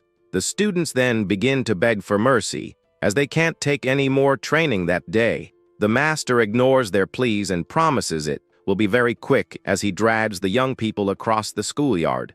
He takes them to a huge, modern building and assures them that they will all love what they will see inside. The protagonist and his blue-haired classmate are very confused, not understanding what is really happening. Upon entering the place, everyone's jaw drops at the luxury of the lobby, which has a giant chandelier and a fountain. The students are impressed to discover they are in an exclusive dormitory for high-level hunters. The place has a fancy cafeteria with you can eat Japanese, Western, and Chinese food for all residents. In addition, there is a complete fitness gym with the most modern equipment on the market available. To top off the luxury, they also have access to a huge bathhouse that is open 24 hours a day. The blue-haired girl is amazed by everything, but soon gets worried and asks how much the rent is. With a smile, the teacher replies that it's all free, and the young woman is completely shocked by the news. A screen explains that the Hunter Training Institution is a government agency founded to solve the gate problem. This organization manages all the chosen ones in Japan and trains those who want to become hunters. As they have the crucial role of protecting the citizens, their budget far exceeds that of the police. The purple-haired classmate comments that it looks like a luxury hotel and that the S-ranked dorms are even better. The blonde then calls the others with an excited shout for them to see the incredible room she found. The room is super spacious and luxurious, with a comfortable sofa and bright, golden lighting. The instructor then tells them to enjoy the view, because from the next day on, that will be their new home. Everyone is super happy with the news and begins to celebrate in different ways inside the room. The blonde girl has an expression of pure euphoria and lets out a cry of joy at the news. She then grabs the teacher and asks if they can live there too, and the redhead gets worried about being an F rank. The master confirms and says that the facility staff was actually thrilled to have them all there. He shows an occupancy permit and says the request for 4 rooms was sudden, but the supervisor was thrilled. The two girls jump for joy and celebrate together, saying it all feels like a dream come true. The white-haired boy then suggests having a housewarming party for the room, and the redhead agrees immediately. The white-haired classmate is lost in thought while the housewarming party is being planned by everyone. The redhead then notices that his friend isn't coming along, and he says he'll leave the tidying up to them. The next day, the city wakes up to a clear blue sky as the young people prepare to move. In a room with bunk beds, the blonde girl finishes packing her bags with a smile on her face. She then says goodbye to the children of the Asura orphanage, showing that she grew up there her whole life. Meanwhile, the blue-haired girl carefully packs an action figure of her idol, Okita. With a sweaty forehead, the young woman seems satisfied with the work she's done to organize all her things. From afar, her divine partner is shocked to see the absurd amount of boxes she is taking. As for the white-haired young man, he peeks over a wall and calls for his older brother with a smile. The young man seems very happy and calm as he prepares to go to the new academy dormitory. Elsewhere, the protagonist is at home and receives a pat on the head from someone while his head is bowed. He then kneels in academy room and begins to pray with his hands together in a sign of respect. With his eyes closed, the young man seems to be talking to someone very important to him at that moment. In front of him is an altar with photos of his parents, and he tells them he has finally become a chosen one. The hero says he still can't compare to Yuzuki, but that won't stay that way for long. With a clenched fist, he promises he will become strong enough to be able to protect his younger brother. He continues, saying he has the #1 S-rank hunter as a teacher and has even made some friends. With a determined look, the young man promises his parents that he will do his best from now on. Suddenly, an elderly woman appears behind him and calls him by name, interrupting his private conversation. The old woman, who is his grandmother, apologizes for having interrupted his conversation with his late parents. His grandmother calls him to eat, and he asks what's up as he turns to her. The young man looks at the clock and says he's short on time, but that he'll eat with her next time. But the old woman's face turns serious, and she says this might be the last time they see each other. The young man is surprised by the comment, and without understanding anything, he ends up agreeing to stay. At the table, the grandmother shows that she prepared his favorite dishes and tells him to eat as much as he wants. With that, the three of them sit down to eat together, and the grandson thanks her, saying he will enjoy the meal. The grandfather then comments that he said the same thing to his brother, but that the redhead needs to remember something. With a serious look, the old man says that he is his own person, and that he doesn't need to do things like his brother does. The protagonist is moved by his grandfather's words, and calls his name with a slightly trembling voice. He confesses that he is still a little scared and wonders if he will be able to handle everything, but his grandfather assures him that he will be fine, because he has always had the strength to never give up on his dreams. The grandmother remembers that since he was little, he always got up and ran again, even after falling and crying. With a proud look, the old woman says they saw how hard their grandson worked to get there. The grandfather then adds that his parents in heaven are surely very proud of him too. The boy is very moved, and a glimmer of hope appears on his face after hearing all that. With a smile, he thanks them and promises he will do his best so he can be proud of himself. He then says goodbye, and his family's words fill him with determination for what's to come. A few weeks later, we see a training dummy being smashed with full force in the academy's gym. The teacher then shouts into a megaphone, telling the next student to get ready to continue the training. The challenge is a precision shooting exercise against robots, and the goal is for each to defeat 10 of them. With that, the two girls prepare for the exercise, as the narrator shouts for them to get ready. Then the signal is given, and the two unleash a massive energy attack that destroys all the robots around. On another battlefield, the teacher announces that the simulated battle team has a 30-second break. With that, our hero jumps into the air and prepares to deliver a powerful blow against his blonde opponent. He then uses his dark sword to defend against a swift attack and blocks the blow with precision. The girl falls to the ground, but with a huge smile, she tells him not to hold back and to fight with everything he's got. He also shouts for her not to hold back and prepares to counter-attack with his dark blade. Using her brute strength, the blonde rips a giant piece of the floor to use as a weapon in the combat.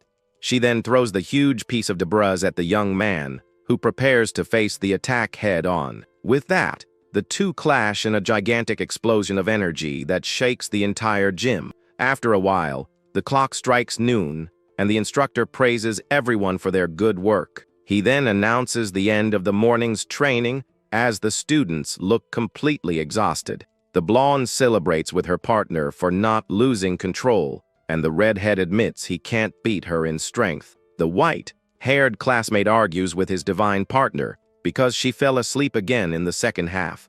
The teacher comments that they seem much more lively, as they used to run out of energy very quickly before. He observes that after 3 hours of training, everyone can maintain resonance, and it's time for the next phase. With a smile, he announces the next stage and shows a mission to defeat monsters in a factory.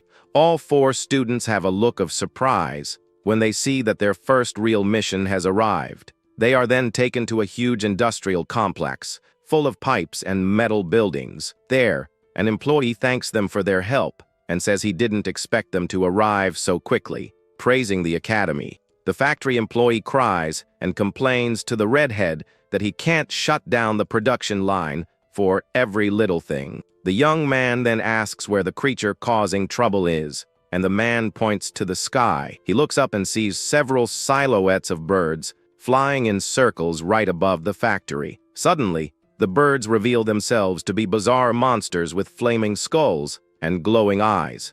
The man explains that no one knows when they arrived, and that these creatures attack the employees whenever they want. He continues, saying that 5 people have already ended up in the hospital because of the surprise attacks. In addition, he says there are now rumors of phantoms at night, and people are starting to quit. With that, the employee grabs the young man's hands and begs him to avenge his injured coworkers. The protagonist gets a serious look, and with a drop of sweat on his face, he agrees to help. Angrily, he shouts that he will make sure none of those flying monsters can escape from that place.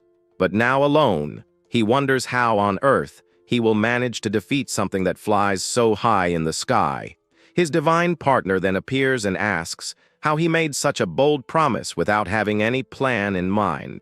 The entity then asks if he will just stand there waiting for those weird birds to come down on their own. The young man says that would take too long and prepares for battle, releasing his dark energy.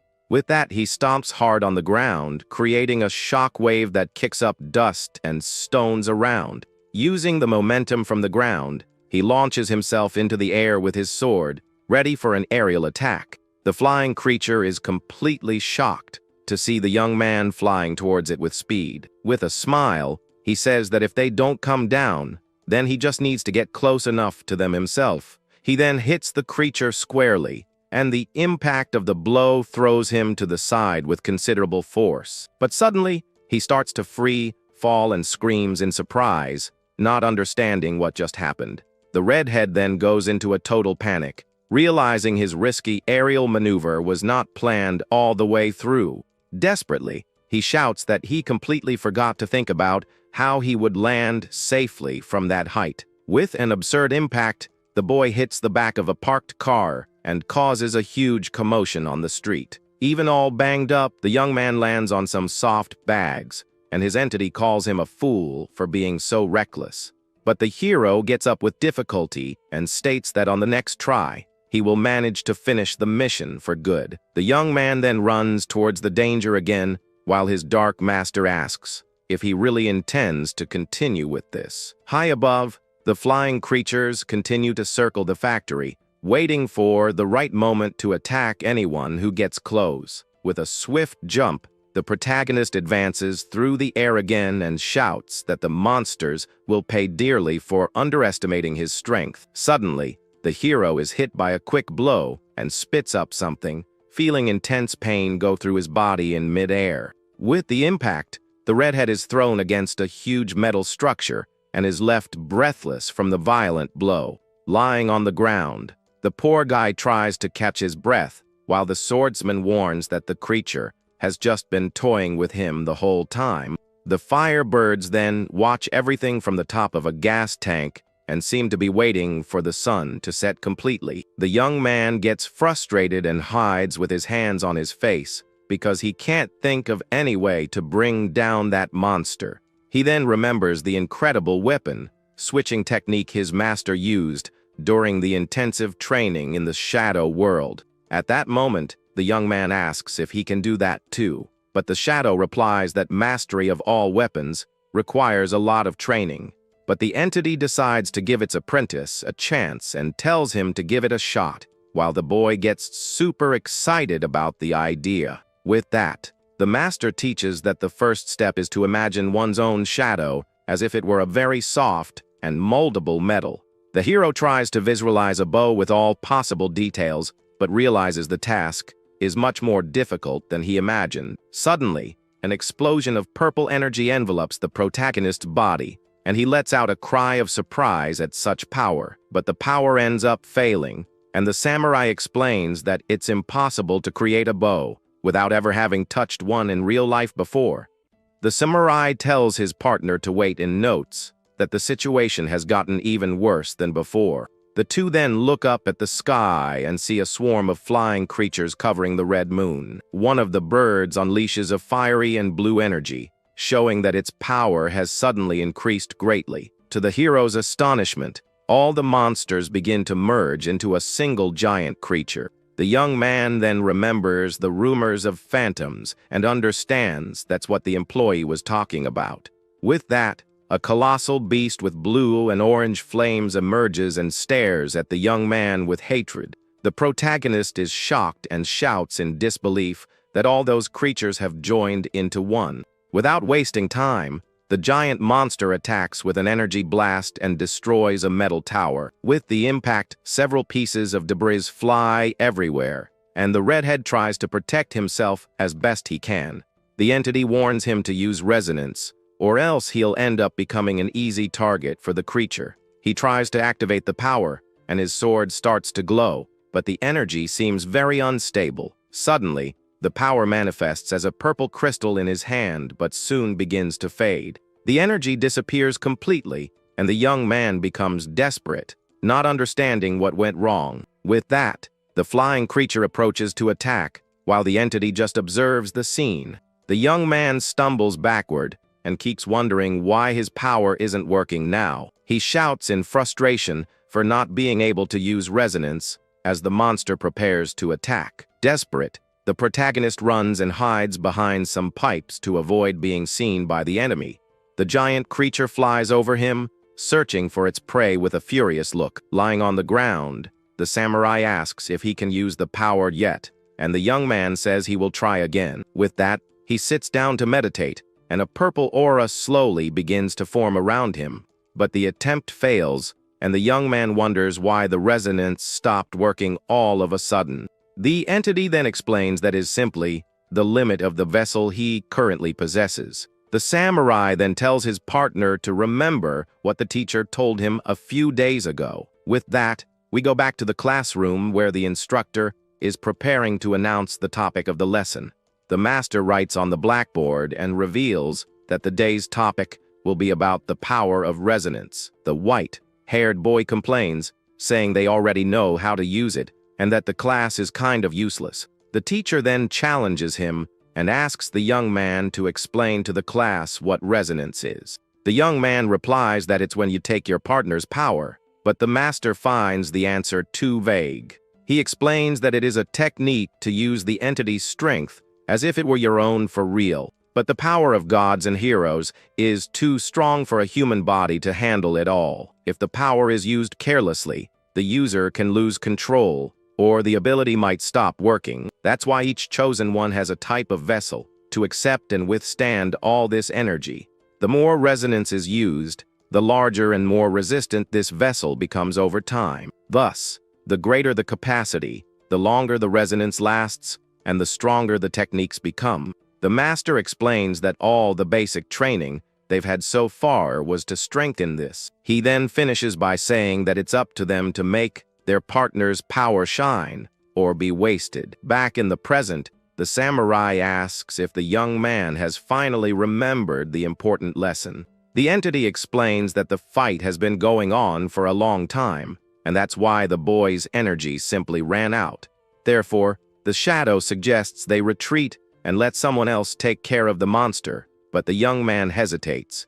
The swordsman then questions his partner's hesitation, who seems to have had a last-minute idea. Suddenly, some glowing feathers fall from the sky with great speed and stick into the ground. With the impact, a fire explosion occurs, and the redhead is startled by the power of the attack. He then realizes the feathers came from the giant creature and prepares for what's to come. The flying monster screams and faces the two with a look of pure fury, showing it will not back down. With an intense glow, the creature begins to charge purple energy in its metallic wings. The creature then fires a shower of sharp feathers that fly at high speed in their direction. Desperate, the protagonist shouts that the situation has become very bad and tries to think of a way to escape.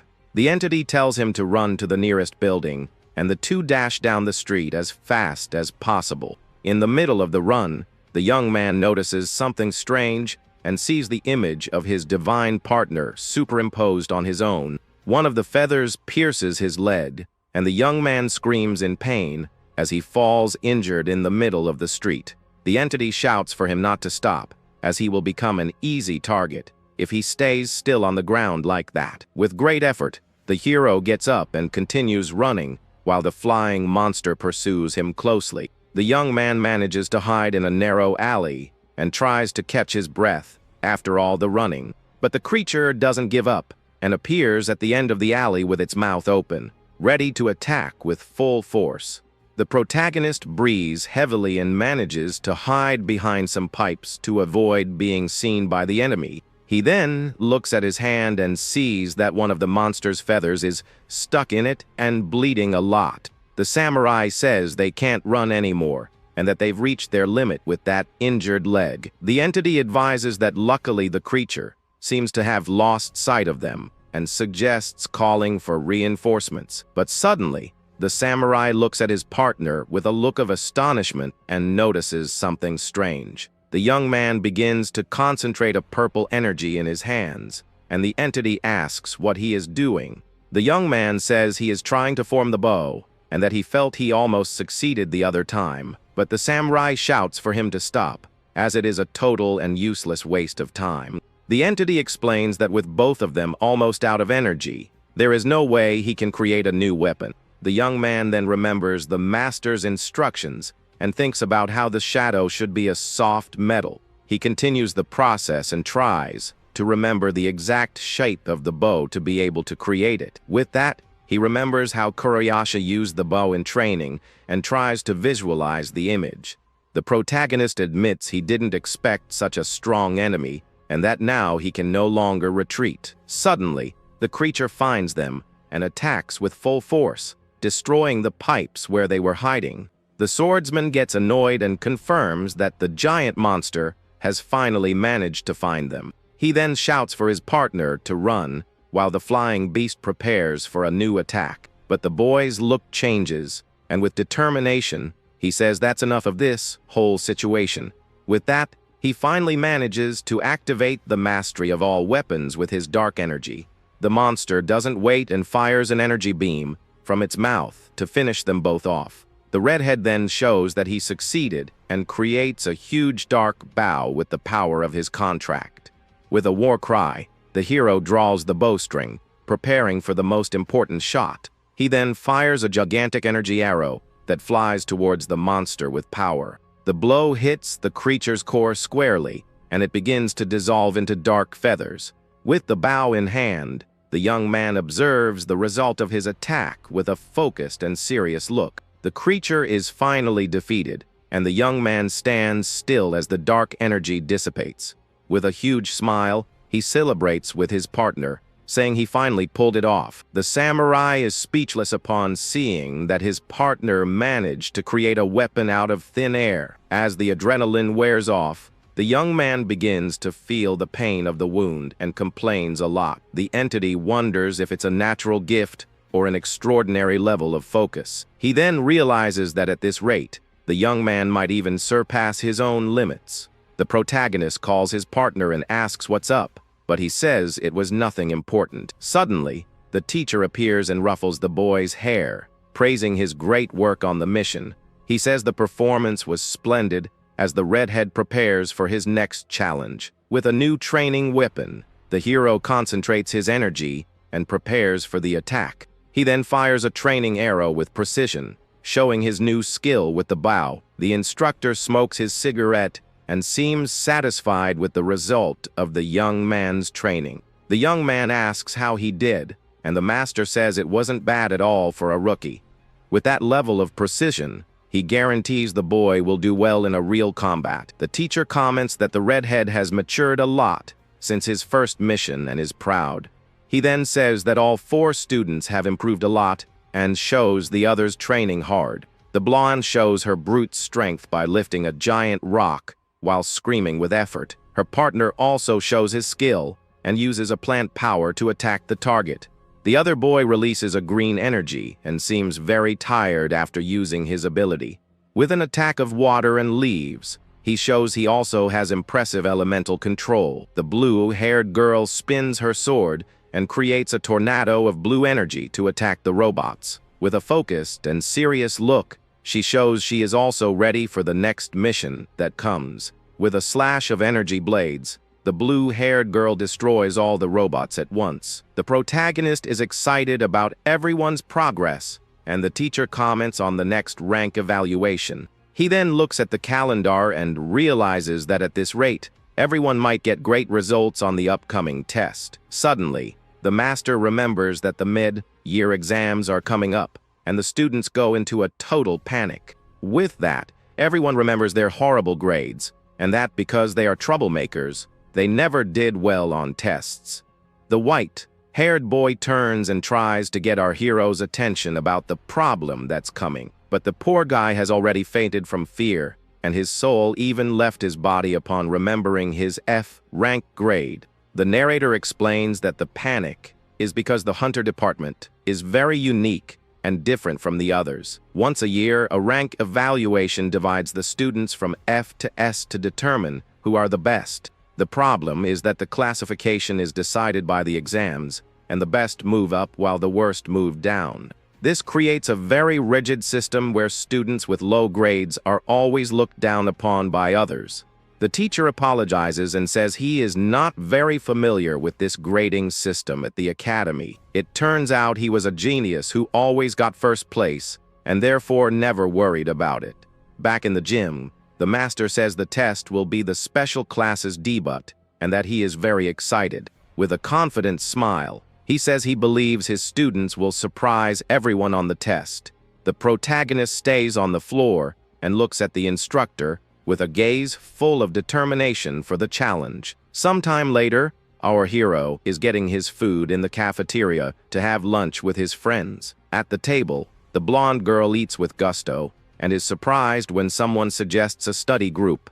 The redhead explains they need to do something, or they'll be in trouble, and asks if each of them is good at something. But the classmate says that most subjects are weak points, and the other suggests they teach each other. Masamune concludes that the focus now is preparing for the exams, and seems very excited about the idea of everyone studying together for the test. With that, the redhead comments that the master is counting on their effort, and that's why he feels he needs to dedicate himself much more this time. But the blonde in the group doubts the plan will really work and wonders if their grades will actually go up with this group study. Then the blue-haired girl ignores the doubts and proposes that the four of them work as a team to overcome this great challenge at the academy. They then look at their plates of food and decide it wouldn't hurt to try since everyone's situation is very complicated at the moment. Night falls on the luxurious dormitory as the group gathers in room 302 to begin preparations for the exam. Suddenly, everyone is in shock to discover that one of their classmates got 8th place overall in the ranking of the difficult written tests. With great anger, the young woman points to the silver-haired young man and says she can't believe someone with that face could be so smart. But the protagonist and his classmate are amazed to see the nearly perfect scores on the paper and realize their friend is a true genius. The silver-haired boy explains while lying down that if the test were only written, he would have reached the top of D rank a long time ago. At that moment, we discover that the regular exam is divided into 3 different parts, and that the final grade depends on the sum of all of them. The first part is the written test, which requires knowledge about monster biology and also about the history of legendary gods and heroes. Right after that comes the practical test, which serves to evaluate the students' physical condition and the real utility of their combat skills. Finally, the comprehensive exercise takes place, where students face simulated battles against giant monsters to test their judgment. But the genius of the group complains that he always does poorly in the practical part because his goddess Minerva spends more time sleeping than awake in fights. Then the blonde asks which mythology will be covered this guy's time and discovers that the focus will now be on the Roman and also the Norse gods. With that, the scene changes to the super-equipped fitness gym, where the machines shine under the bright lights from the ceiling of the luxurious facility. At this moment, we see the young people running on the treadmills while the blonde shouts orders for no one to slow down during the heavy training. Time passes, and the redhead ends up fainting on the floor from exhaustion, while the others continue to push themselves to the max to pass the test. In the end, the teacher watches laughing as his team charges forward into combat, showing that they are finally ready for the test. The training continues under a heavy rain as the protagonist struggles with the bow and arrow to improve his new combat skill. With that, 2 weeks pass, and the day of the mid-year exam finally arrives, with all the students gathered in the Great Hall. In the crowd of students, we see a huge commotion as everyone prepares for the start of the most important test of the semester. The group then gets together, and the white-haired young man says they did what they could and even prepared a secret plan for the test. With clenched fists, the group shows confidence and readiness to face the challenge that will decide their future at the academy. Suddenly, a crowd forms, and everyone looks in the same direction, realizing that a famous person has just arrived in the hall. The figure is Yuzuki Kamio, the 5th in the S rank, who waves with a smile to all the girls who are his fans present there. The redhead's friends comment on the newcomer's popularity, but the hero doesn't seem to like seeing that scene at all. Then the two brothers stare at each other from a distance, and the tension in the air becomes evident to everyone watching the exchange of looks. Without caring about the crowd, the younger brother walks confidently towards the protagonist's group of friends. Stopping in front of the redhead, he greets him with a smile and calls him older brother. To everyone's surprise, the three friends are completely shocked and shout at the same time, unable to believe that those two are really brothers. The younger brother comments that he heard about the other's transfer to Professor Maneto's special class and seems curious. With a look of contempt, the S rank calls the group a bunch of losers and useless people, making everyone furious. With that, the friends can't hold back and shout at the young man, telling him not to be conceited just because he's an NS rank. But the brother scoffs at their reaction and says those classmates perfectly match the protagonist's level. Angrily, the redhead warns that he doesn't care about insults against him, but he won't allow anyone to speak ill of his friends. The younger brother is a little surprised by the reaction, but soon gives a mocking smile to the other young man. He then turns to leave and tells the group to enjoy it while they play at being friends with each other. Finally, the S rank walks away with a victorious smile and calls them losers once more to provoke his older brother. The younger brother gives a malicious smile and says that no matter how hard the other tries, he will never be able to truly catch up to him. With that, the protagonist and his friends get a serious and determined look after all the humiliation they just suffered there. Then the blue-haired girl finally understands the situation and realizes that the two are actually identical twin brothers. The white-haired classmate then asks why his friend hid this secret for so long, but the redhead doesn't seem to want to answer. At that moment, the young man remembers the terrible day when a bizarre monster attacked his house and changed his life forever. The memory of that day of destruction and his brother's choice still haunts him, and he hangs his head, not knowing what to say. The two girls notice that their friend was shaken by the question and watch him with an expression of pure concern on their faces. The classmate then apologizes for being insensitive, but the protagonist says it's okay and that there's no problem. With that, the blonde turns to her friend and asks if he forgot the reason they worked so hard until that day. With a confident smile, she says they won't just pass the test, but they will also surprise his arrogant brother. The redhead is surprised by his friend's words and seems to have finally regained his determination for the upcoming test. He then thinks to himself if he would really be able to shock his younger brother with his new combat skills. Suddenly, the sound of a microphone echoes through the hall, and all the students look to the stage to see who is about to speak. On stage, the academy director apologizes for his gaffe and prepares to start the big event of the semester. He introduces himself as Ranzo Todo, the director of the Hunter Academy, and apologizes for making everyone wait so long. The man then points to a screen and explains that in recent years, the test has followed a well-defined 3-day schedule.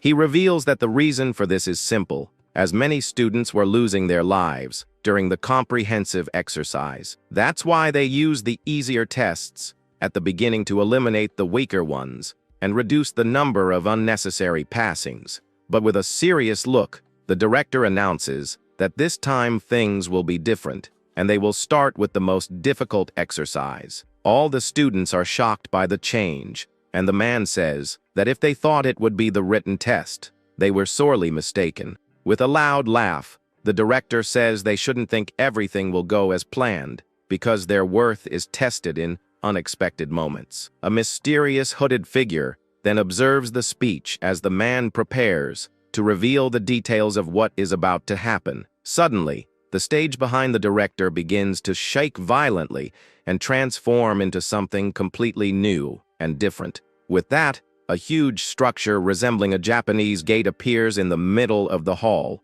shocking all the students present. The protagonist and his friends are left with their mouths wide open, unable to believe what is happening right in front of them.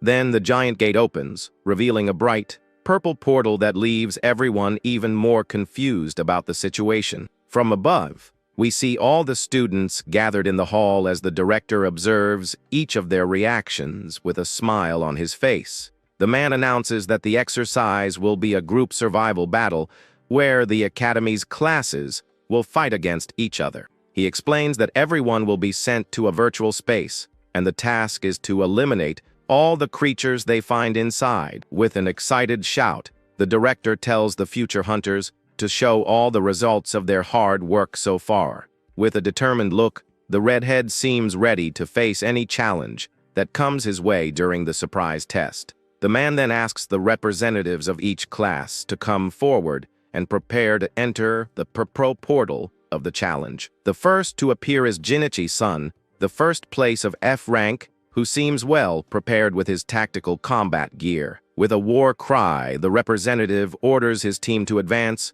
and all the F-rank students enter the portal together. From afar, a pink-haired boy watches the scene and prepares to guide his own group into the deadly challenge. We find out he is Haku Yagami, the first of A rank, who calls his classmates to enter the test with great excitement. Next, we see Yorozu Kongoji, the first place of B rank, who leads his group with a very serious and focused expression.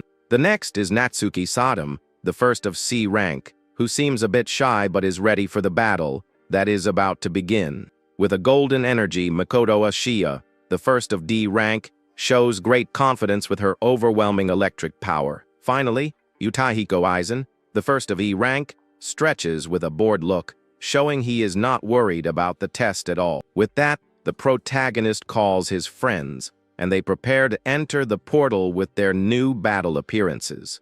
From a distance, the black-haired young man watches his brother with a serious look as the group enters the challenge to prove their worth. The director then turns to the S rank and tells him to go too, because even though he is strong, he is still a student at the academy.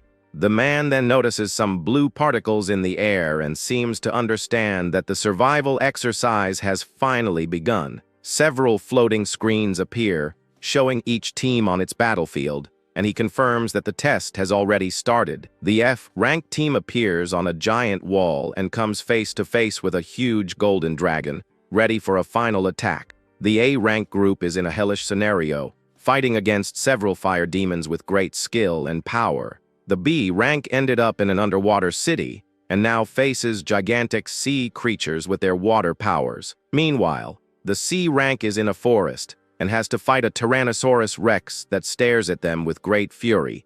The D rank is in space and has to deal with alien ships and strange creatures from distant planets. Finally, the E rank faces a horde of goblins, and their leader seems to be having a lot of fun with the intense battle. Observing all this, the director gets a little worried and comments that maybe the test is too difficult for the students. But a mysterious woman calms him down and says she adjusted the difficulty for each rank, so there is no reason to worry. Suddenly, the younger brother approaches the director and says he has a question to ask before going to the test. With a dark look, the young man reveals that he heard rumors that he could be demoted for losing to the water monster. The director's face turns serious, and he asks with a firm voice who told the young man that information. With a sideways smile, the S rank makes a shushing gesture and says the director already knows the answer to that very well. He then proposes a deal and says that if he defeats one of the top students, the demotion will be forgotten forever. The director perceives the young man's intention and upon looking at a video game on the table, understands that he has a specific target. The young man mocks the director for getting old and shows that he is very confident in his plan for the test. With a furious look, the purple-haired woman calls him a brat and dislikes the young man's arrogance. She then makes a bet and says that if he wins the fight, he can have her 4th place in the hunter rankings. The younger brother accepts the challenge immediately and says he will collect on her promise before entering the portal. With a malicious smile, he warns the woman not to forget the deal as a dark energy envelopes him. With that, the portal closes with an intense glow, and the young man finally enters the virtual battlefield. The director is exhausted and complains that he doesn't understand why all S-rank hunters are so hot-headed. Already inside the test, the hero's brother opens his eyes and analyzes the new environment with his enhanced vision. He finds himself on an old Japanese street, full of lanterns and wooden buildings, with a very strange atmosphere. Suddenly, a mysterious hand touches his shoulder, and a female voice calls him a handsome young man to lure him in. Behind a fence, several women in kimonos invite him to have fun with them if he has some free time, but the S-rank completely ignores the invitation, and the women wonder why he is already leaving. The woman calls him cold, and out of nowhere, her hand turns into a claw that attacks him with sharp, purple nails. With that, the young man is surrounded by an explosion of intense flames, but he seems very calm about the situation. Enveloped in fire, he asks the examiner if she is underestimating him, or if that is her best attack. The woman tells him to relax because she is just getting started and releases a blue aura with several paper talismans. With a swift movement, she throws the talismans, which glow with a powerful purple energy, in his direction. The yes rank gives a malicious smile and says he liked what he saw, showing that the challenge has finally truly begun. With a focused expression, the examiner summons new talismans with pentagram symbols for a new blow. With that, several purple spirits and monsters appear around him, and the woman says that's what she wanted to hear. Finally, the young man is hit by several purple energy beams that descend from the sky with overwhelming force. With his hand in flames, the S-rank prepares to counter the examiner's attack with all his power. He unleashes an overwhelming wave of fire that destroys all the spirits that were around him. From the flames emerge 2 guardians of the underworld with huge clubs, ready for battle. The horse-headed and ox-headed creatures raise their weapons to crush the young man with a double blow. With an explosion of purple energy and fire, the young man defends himself from the combined attack of the 2 monsters. The ground cracks with the impact, and the guardians' weapons get stuck in the rebel after the blow. Floating in the air, the young man mocks the monsters, saying it must be hard to see in the dark. With a smile, he says he will light up everything for them and releases a huge amount of flames. He then concentrates an absurd amount of fire energy in his hand, preparing for an area attack. He then unleashes his primeval glow technique, which creates a giant pillar of fire over the city. With that, the entire battlefield is engulfed in flames, and the young man stands amidst the destruction. He comments that none of them are any fun as the examiner appears in snake form in the middle of the fire. The young man says that if they fought her head on, they would surely be defeated in an instant. The woman looks exhausted and out of breath as her paper talismans begin to burn from the heat. From afar, the director watches the fight and seems to be thinking about something as the examiner continues the test.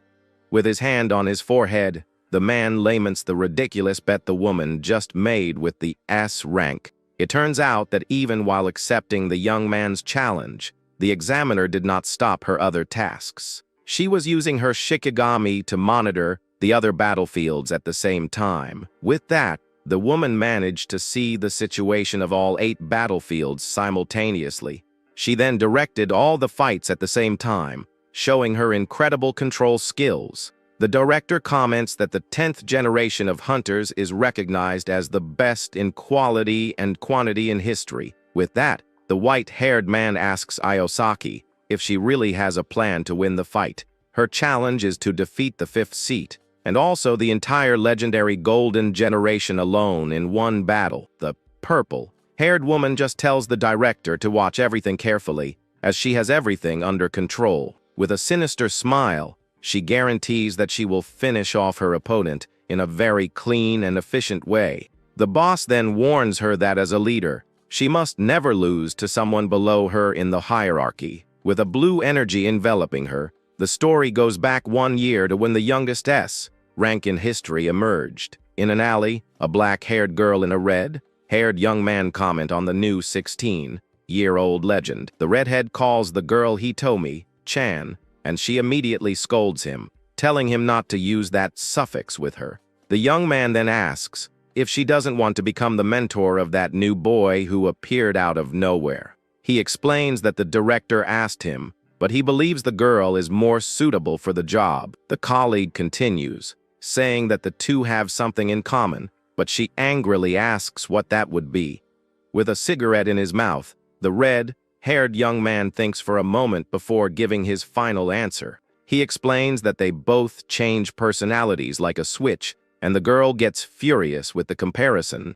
With that, he shows a photo of the new S rank on his phone and asks if she can't notice something. In the photo, the young man is smiling, but his eyes don't smile along, showing a very dark and empty side. He explains that behind that fake smile, there is a hatred so deep it could finish anyone off. The young man offers a drink and says that she is the solution because she is the kindest among all the S ranks.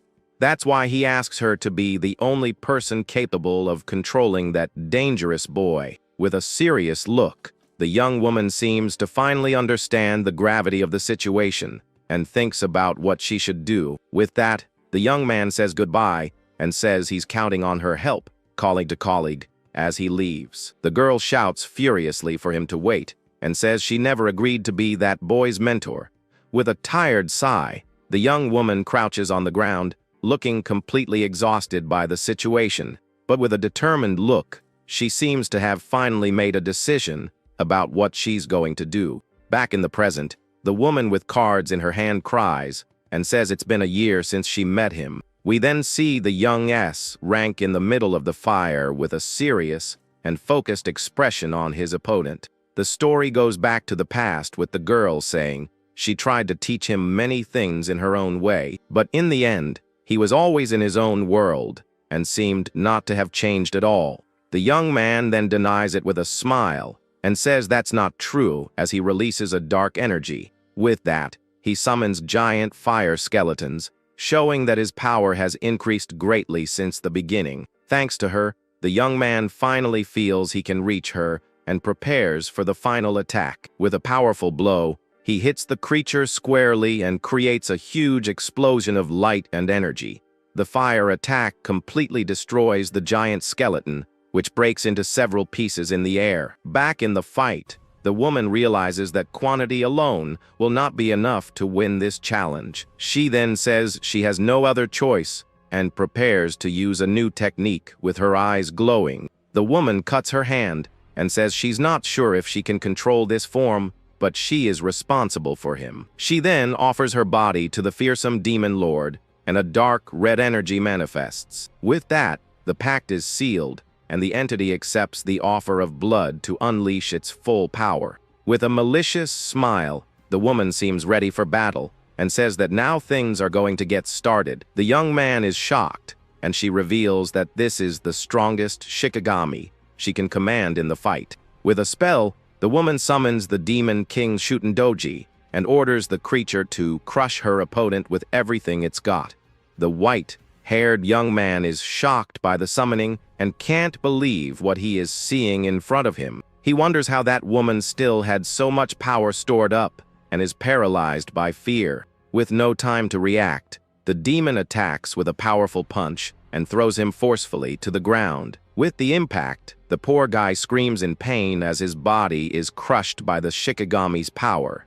The creature then turns to the other young man and prepares to step on him with all its might. But the young man doesn't give up and uses his flames to try to hold back the giant red monster's foot. With that, he summons several fire spheres around him, preparing for a counter-attack. He then unleashes the solar god's Yahello technique, and the flames expand across the battlefield. the fire spheres explode with full force upon, hitting the demon in a massive and powerful attack.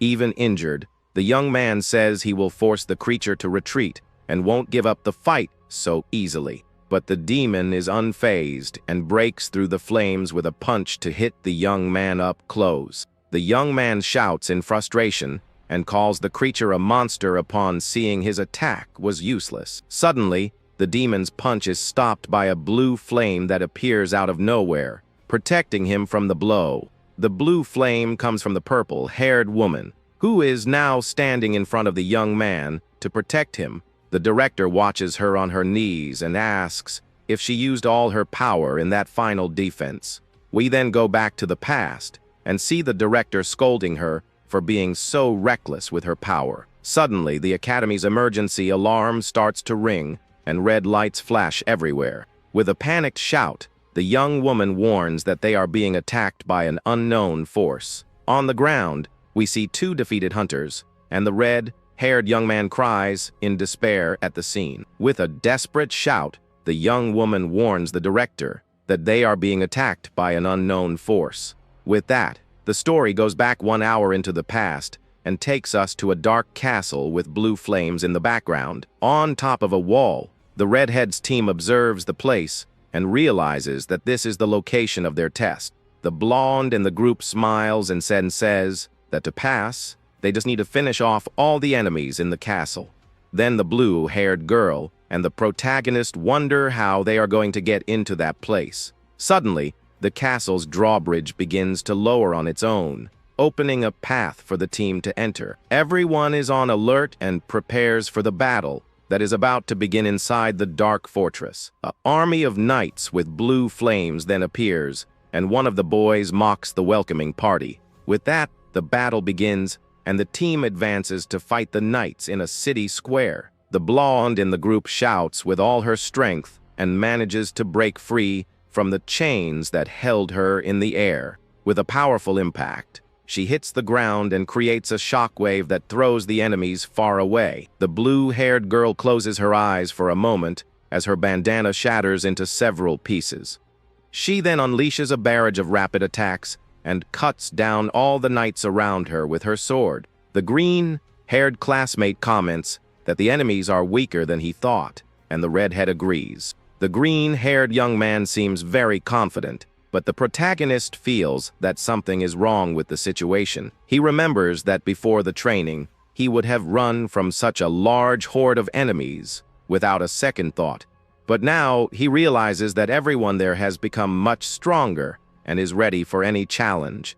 With their new powers, the team shows that they are not afraid and are determined to win the battle. Excited, the protagonist says that at this rate, they can advance straight to the top floor of the castle. But suddenly, the blonde in the group is grabbed by the arm by a dark figure, and the situation becomes serious. With that, the blue-haired girl advances and cuts down several bat-like monsters with her sword in a swift motion.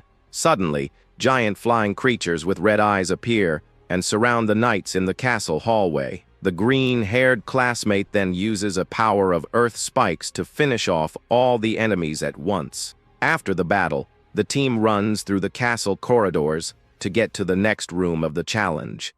They finally arrive in a room that looks like a church, and the green-haired young man warns that it's the last one. But upon trying to open the door, the protagonist feels a dark pressure and wonders what it is. Very cautiously, he peeks through the crack in the door to see what's on the other side of the dark room. The team enters, and the blonde complains that the place is empty and that she was sure it was the boss room. Suddenly, his green-haired friend grabs him and tells him to wait a second, as he noticed something strange. At the end of the corridor, there is a coffin, and the protagonist asks if that thing isn't moving on its own. With that, a dark red energy begins to emanate from the coffin, with a bloody rose on its lid. Out of nowhere, several bizarre red eyes appear in the darkness, watching the group very attentively. Without a second thought, the fighter advances with her claws to attack, while the others shout for her. She then apologizes and says she's not cool enough to wait for the enemy to make the first move.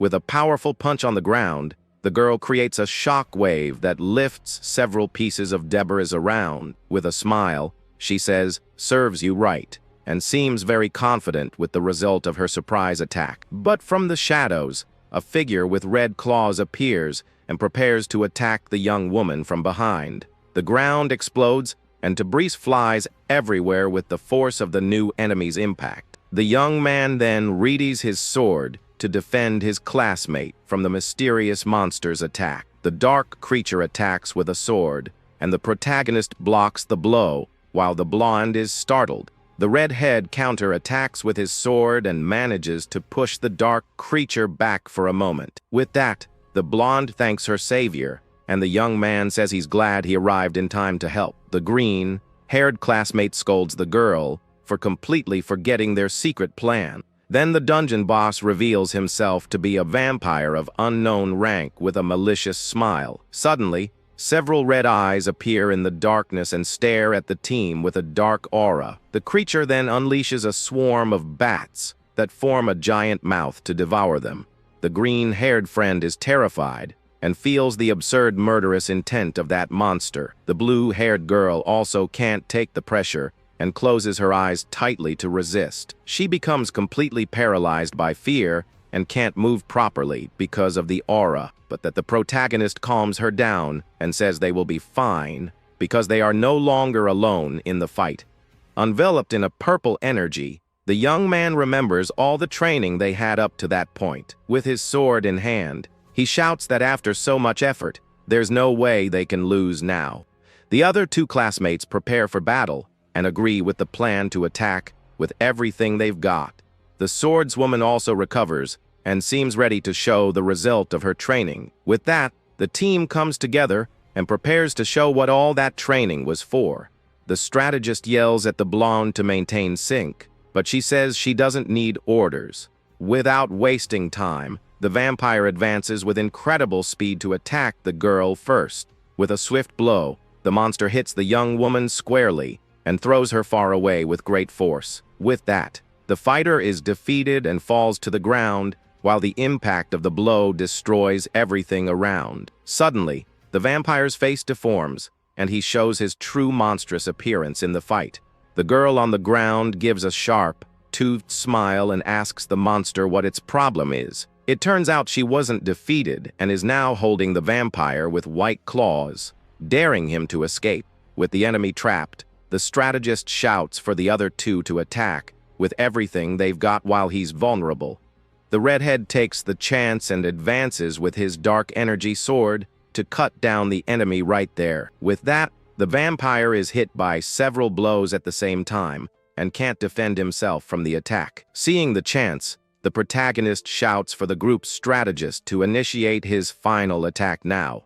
The goddess Minerva then appears with a green energy and prepares a spell with a magic circle. The entity then unleashes its power with a serious look and fires a huge blast of green energy. The man in the suit opens his arms in the middle of the castle and invites everyone there to join the feared group of god hunters. Because of this, the young people are terrified and wonder if it's a surprise attack right in the middle of their mission. But the stranger raises his hands in a peace sign and asks them to wait, because he isn't there to fight at the moment. Then he shows a list with the names of each of the 4 friends and reveals that his boss is interested in their talent. With a huge smile, he reaches out his hand and formally asks if the 4 of them would like to join his secret organization. The redhead remains in total silence as a shadow covers his face, showing that he didn't like that absurd proposal at all. Then the white-haired friend explodes with anger and shouts, asking if the villain really thinks they'll become hired guns. The blue-haired girl agrees and states that even though they are rookies, their goal is to use divine power to save human lives.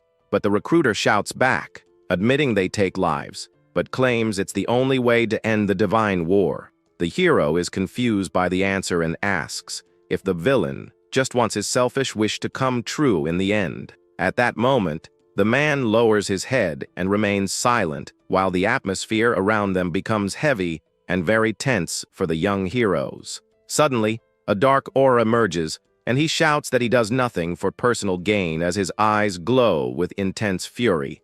The redhead is startled by the sudden change in behavior, as the stranger begins to remove his clothes to show something important. Then the man turns his back and reveals a giant tattoo of angel wings and Latin words engraved on his skin. The mark shows the group's sacred pact and reveals that they all share a single desire that is much bigger than themselves. Then we see that other members of the organization also have the same mark, showing that everyone shares the same dark objective. The friends are confused, and the protagonist wonders what this important desire could be that unites such dangerous people. With a sinister smile, the mysterious figure prepares to tell the truth behind their intense and harsh actions. Then a vision of the past appears, showing the world being destroyed by dragons and the portal of ruin that changed everything 10 years ago. Finally, he reveals that their only plan is to turn back time to when Ragnarok didn't exist yet, and everyone lived in peace. Because of this, the friends are in shock, and the revelation shatters their reality, like a mirror breaking into 1,000 pieces. Then the recruiter flashes a sinister smile and asks if erasing 10 years of tragedy isn't a noble enough wish. The blonde girl shouts that it's a lie and that a wish like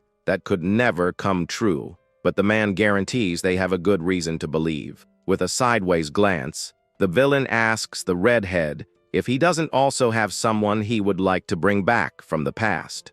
At that, the protagonist remembers his parents and is terrified to realize that the man knows exactly what his weakness is. The blue-haired girl draws her sword and shouts that she's had enough talk, ordering them to leave that place right now. But a giant bald man approaches and tells her not to be like that, because deep down, she also wants the same thing they do. With his shadow, the brute completely covers the young girl, who is paralyzed in front of such an intimidating figure. The big guy then approaches and says he has nothing more to say to her as he glares at her with total contempt. Without any warning, the man winds up a punch with all his strength and prepares to attack the girl without mercy.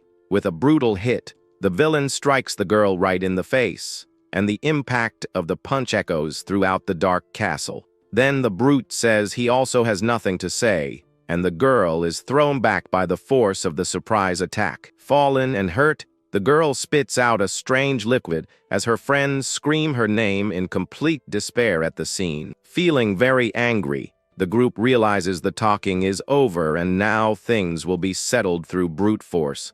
The man releases a dark energy and orders his henchmen to take down the young heroes without completely finishing them off. The recruiter complains that he was almost convincing them, but the giant calls him soft for talking too much to the enemy. At that, he orders his men to drag the 4 of them out of there and prepares to attack the rest of the group. Then the god hunters charge at the 3 friends, who prepare themselves for the inevitable battle. Amidst the chaos, the protagonist and the blonde girl defend themselves against the attacks from the enemies surrounding them on all sides. With a cry of fury, the redhead goes on the attack, and the all-out brawl finally begins in the middle of the castle hall. With a cry of fury, the protagonist charges forward to attack, but a giant dark hand stops him in his tracks. Then, with a thunderous sound, the battle intensifies, and chaos completely takes over the castle hall. From a distance, the recruiter watches everything and asks the young heroes if they finally understand the situation they've gotten themselves into. With that, the entire team is defeated, and the brute says they should have settled everything with force from the beginning. Then one of the henchmen ties up the green-haired boy, and the villain tells him not to just stand there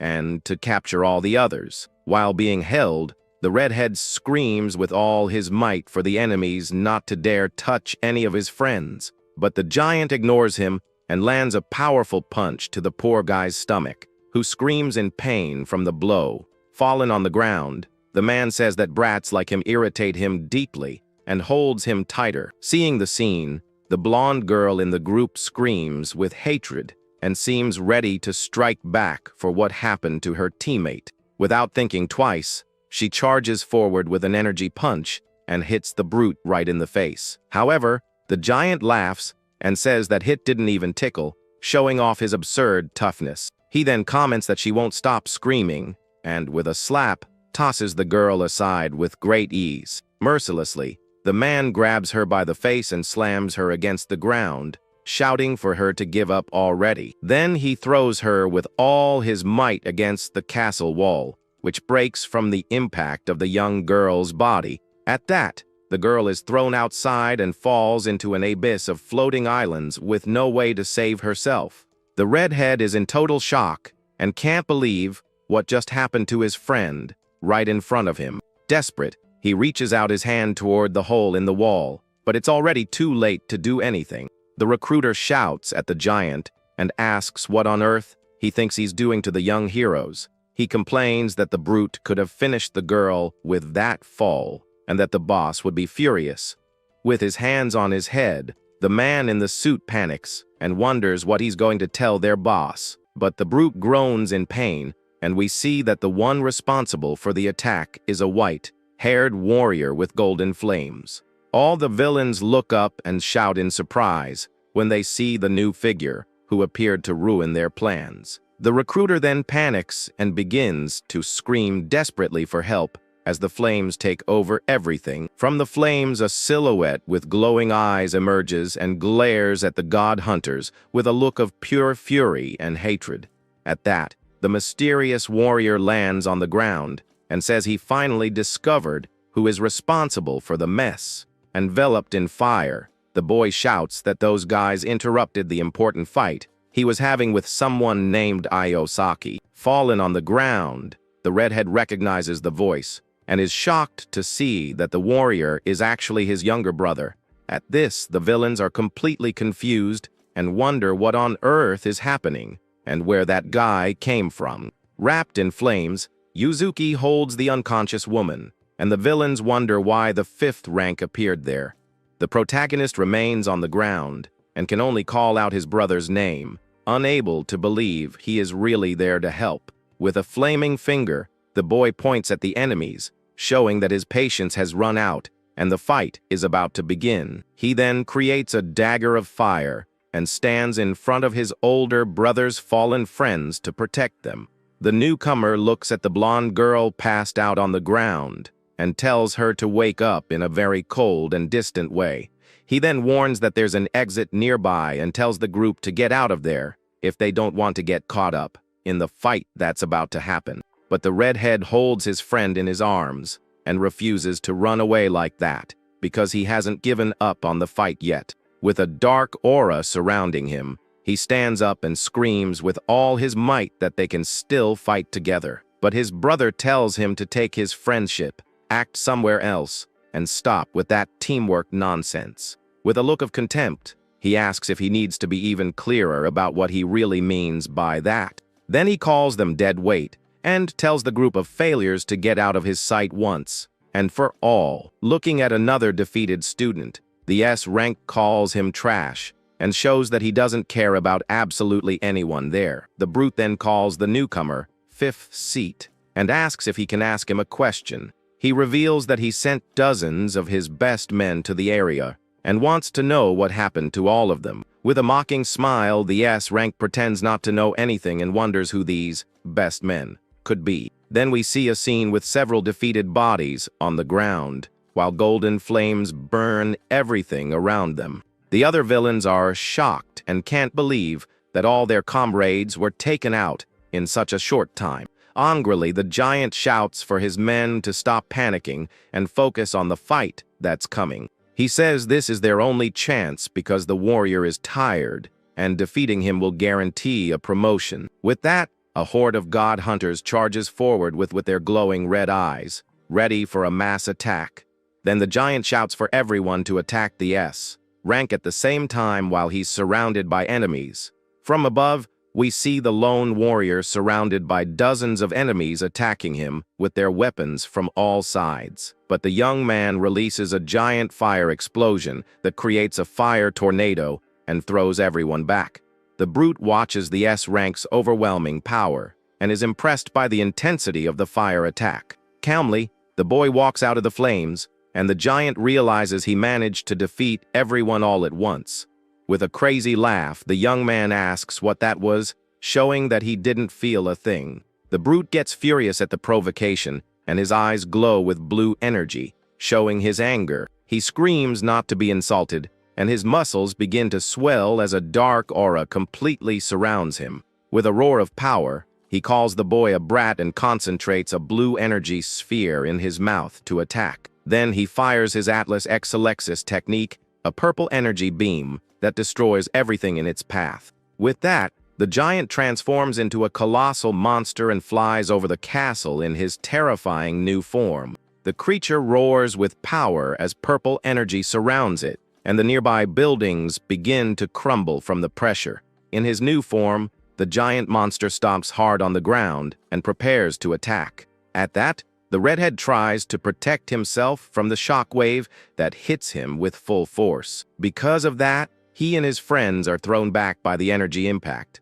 Then the young man carries his blonde friend through a destroyed castle corridor. Panting and exhausted, the boy can barely breathe after so much effort. He finds the other two, and his teammate is happy that everyone is okay. The redhead asks if they can move, but the other one says he needs time. Suddenly, the ceiling begins to crack above them, showing that everything is about to collapse. At that, they look outside and see the giant monster surrounded by purple energy. Meanwhile, the younger brother flies toward the giant monster for the confrontation. The creature calls him an insect and prepares to attack the warrior with everything it has. Then the monster attacks with a powerful punch to crush the boy once and for all. But a pillar of blue light descends from the sky over the city, interrupting the strike. At that, a giant explosion destroys everything and is called the Titan Strike. The monster celebrates, but the S rank is no longer there,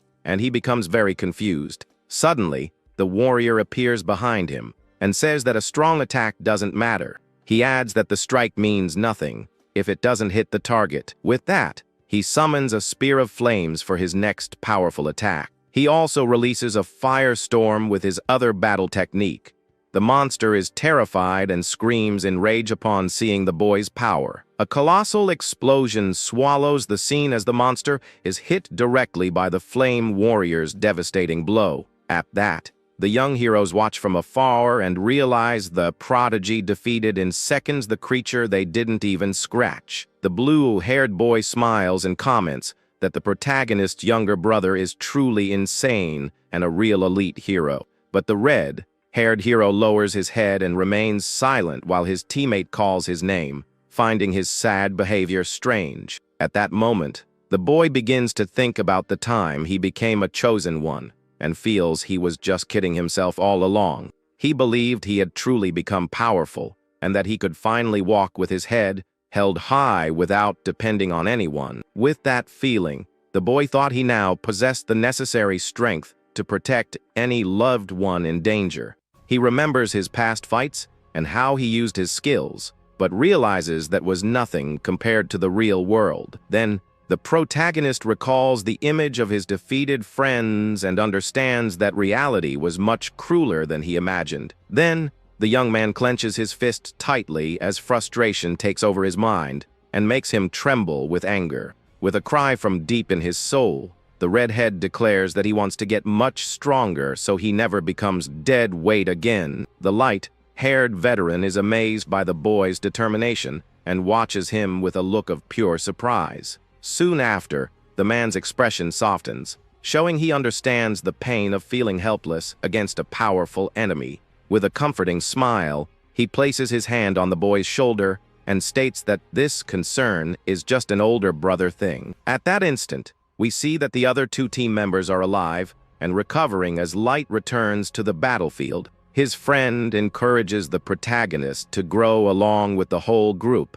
so they can overcome any challenge in the future.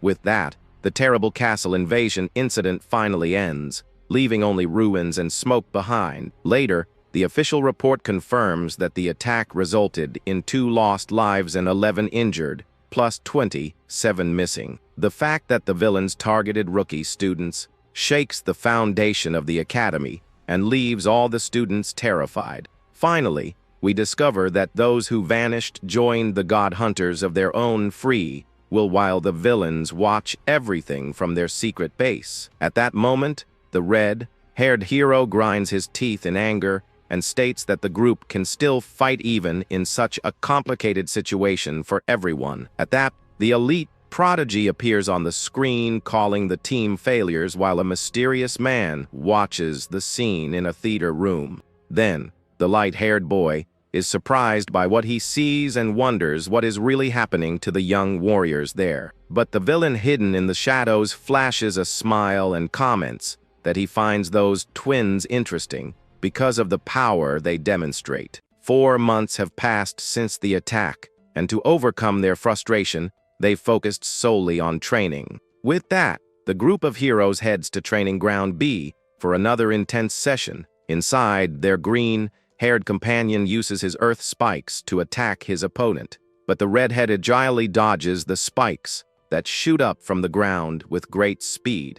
In another corner of the arena, a purple-haired guy unleashes a powerful blue energy attack. With that, the electric blow rushes forward with full force against his adversary, who watches it all. The technique then creates a giant pillar of energy that rises to the heavens with devastating power. Through the smoke, he observes the result of his strike with a very confident expression, but the blonde girl in the group uses a crystal shield to defend her teammate from the final blow.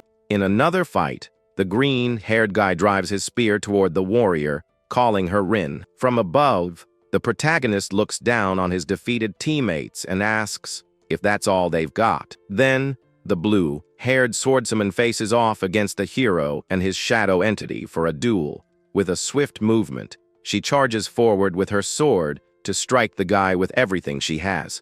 But the shadow entity doesn't wait and launches several purple energy spikes at her. Suddenly, the purple-haired boy appears with wings and attacks the two from above with his powers. He stops the spikes and says that kind of power won't be able to reach him up there. With a smirk on his face, the guy says it's about time to end this whole situation, but the warrior appears in the air with a firearm, ready to unleash a powerful blow. The girl is shocked and wonders how he can still move after that attack. Unfazed, the purple-haired young man punches the ground, creating a massive shockwave. Then, the warrior floats in the air and says she's going to end it all with a single strike. He activates his technique, Karanos Thunder, and releases an absurd amount of blue energy. The others panic, and their green-haired teammate is shocked by the total resonance.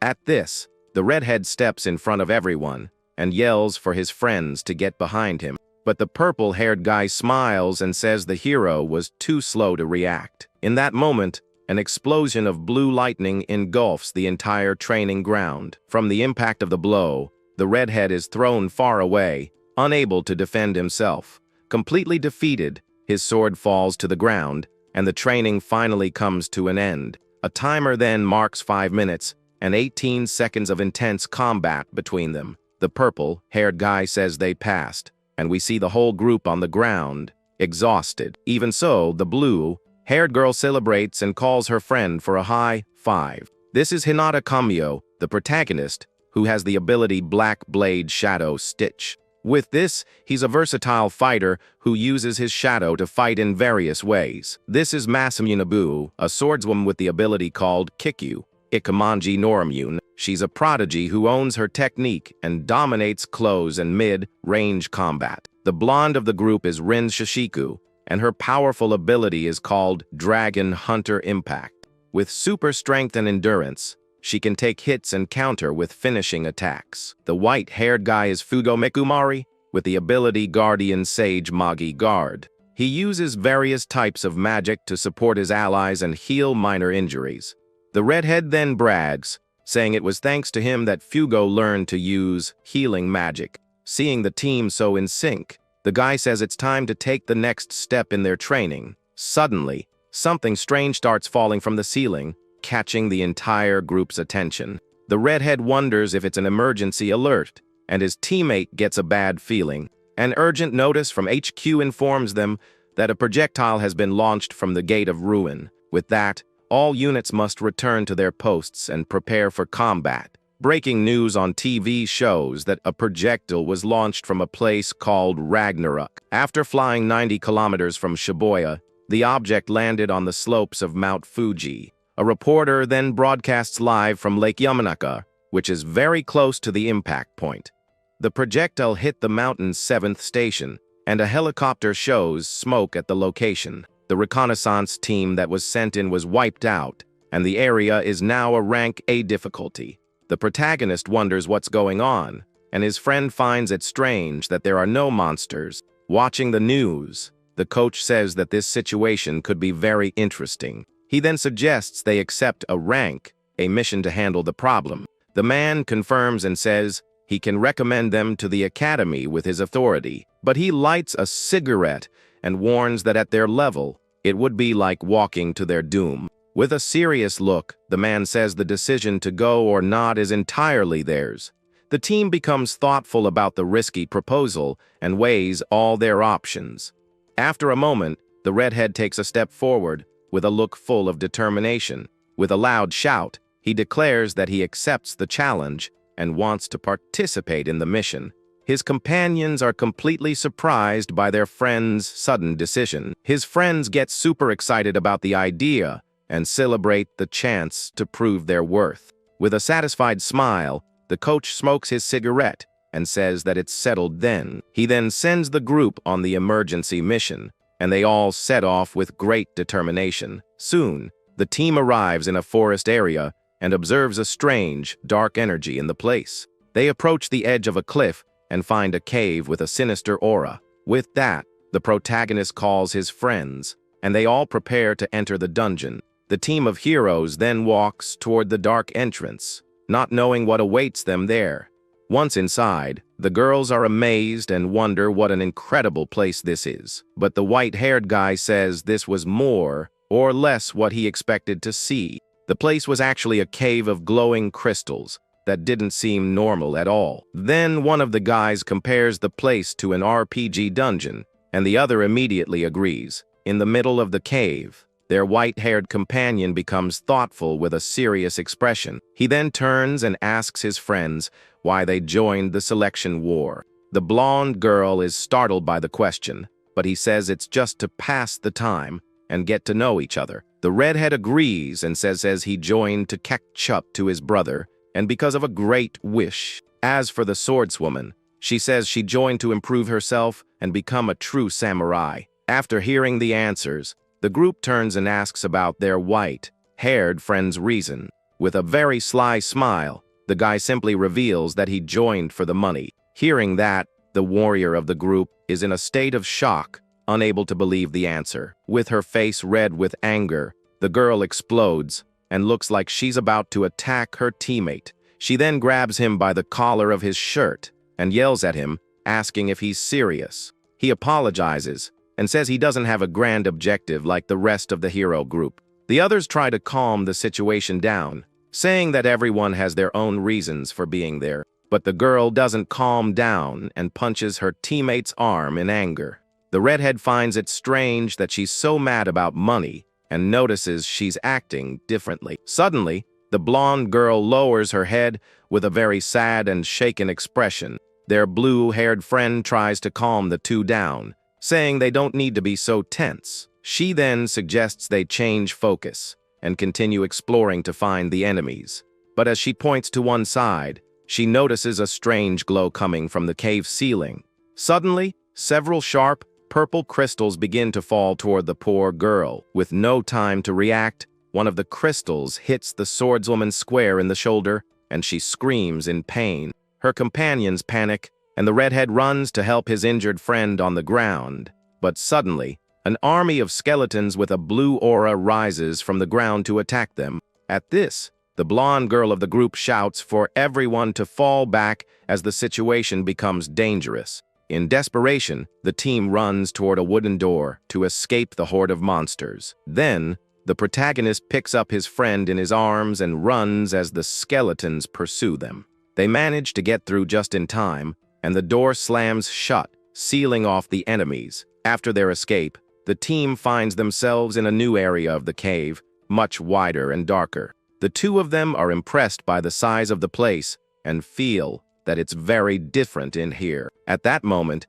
the redhead despairs when he sees the state his partner is in. The girl's skin starts to change color, and they realize she's been hit with poison. So, he calls the mage and asks if the guy knows how to perform a detoxification. He says he doesn't, but that there's no other choice, and his entity prepares for the magic. With that, the white-haired guy tells them to remove the spike and hold the girl down. He then prepares to remove the crystal from the young woman's shoulder very carefully. After taking out the object, he throws it on the ground and prepares to begin the healing. But as he looks at the wound, the mage notices that something very strange is happening. Suddenly, the cave floor begins to shake violently, and everyone is on high alert. With the shaking, the ceiling collapses, and the group protects themselves from the falling debris.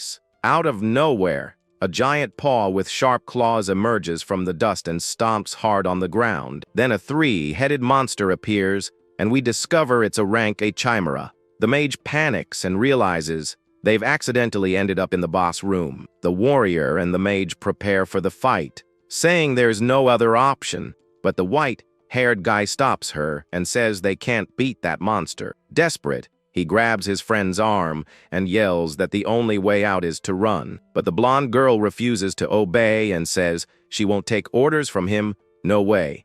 With the redhead carrying the swordswoman, the mage positions himself in front to protect them.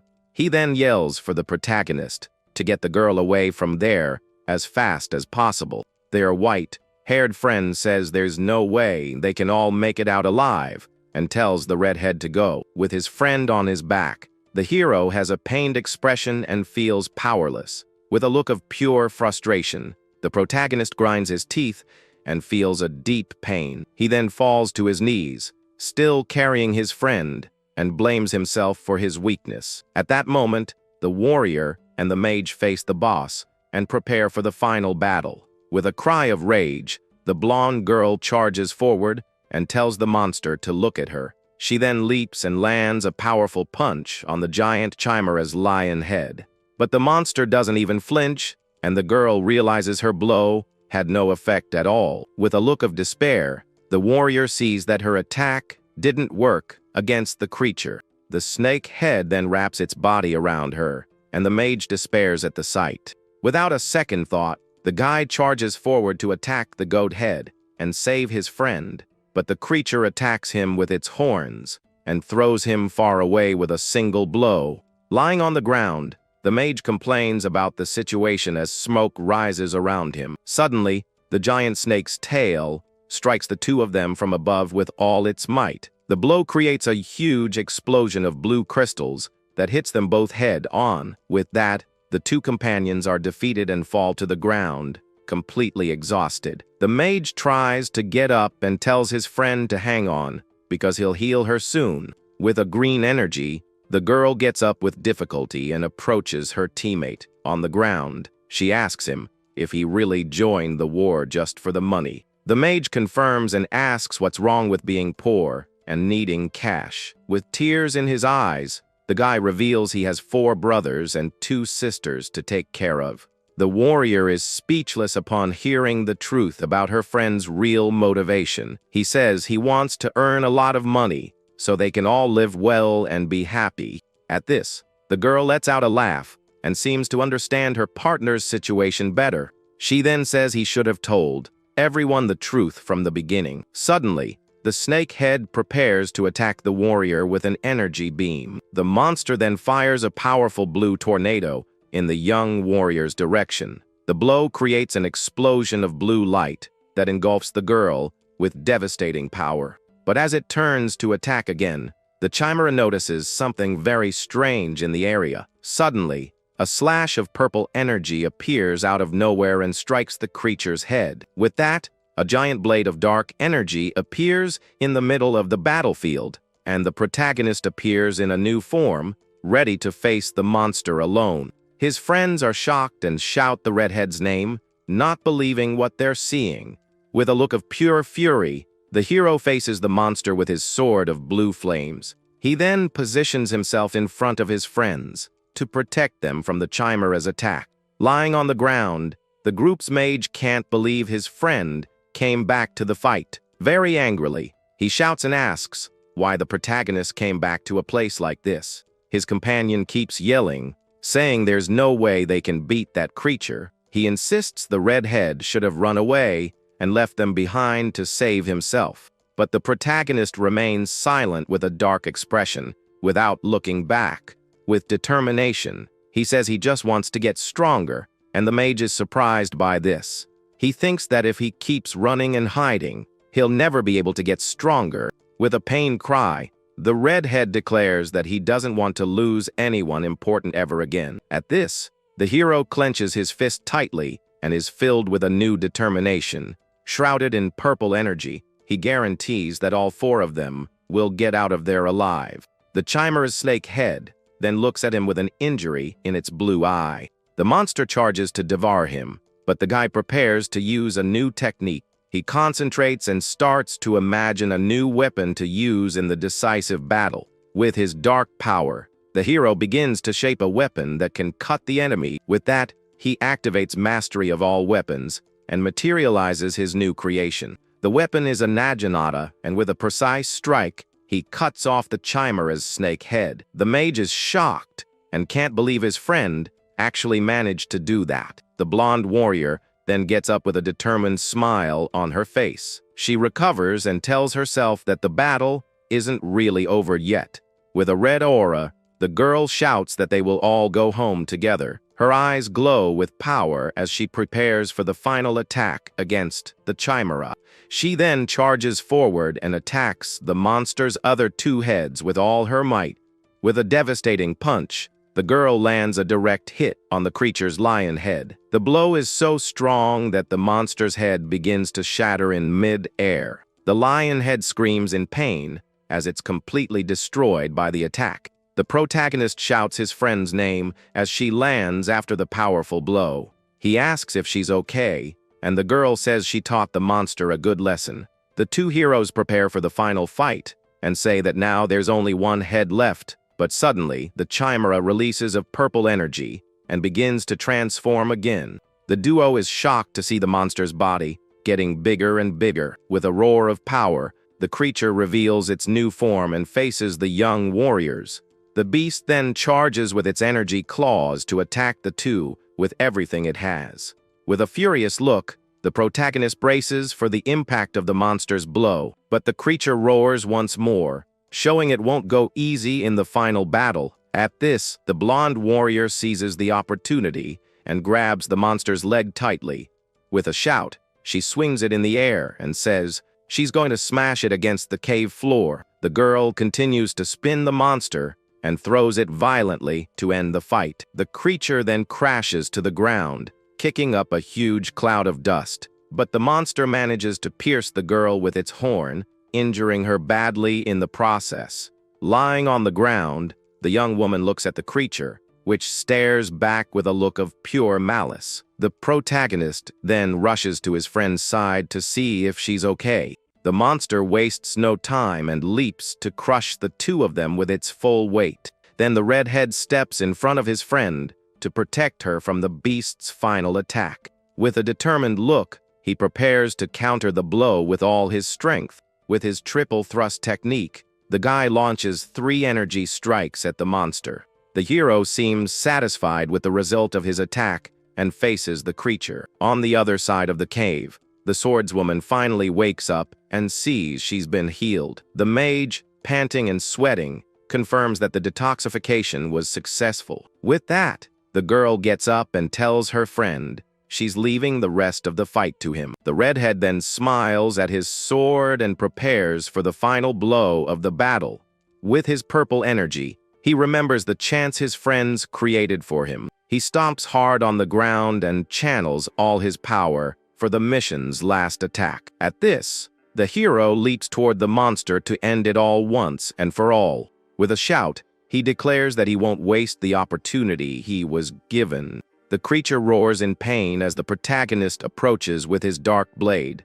With a swift movement, the hero brings his sword down with overwhelming power. The blow hits its mark, and the monster's head is split in two by the final attack. The three friends watch the scene, completely shocked by the protagonist's power. With a final breath, the monster finally falls defeated on the cave floor. Panting, the redhead tells himself they finally managed to win the battle. Suddenly, the swordswoman reaches her hands out toward the guy with a look of admiration. At this, all his friends run to hug the hero and celebrate the great victory. But the group's mage can barely stand and complains about being tired after the fight. With that, they all fall to the ground exhausted, and the protagonist says they did it. The white-haired guy then suggests they continue working together in the future. Everyone agrees, and the redhead looks at his friends with a glint of hope in his eyes. He then smiles at them and agrees with the idea of forming a real team.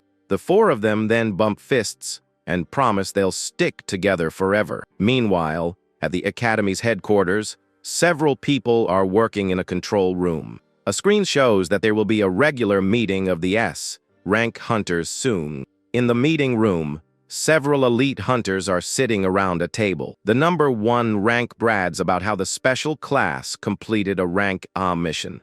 Another hunter is surprised and says he didn't expect him to be a good mentor. The 3rd rank, however, says their potential depends on the commander's skill.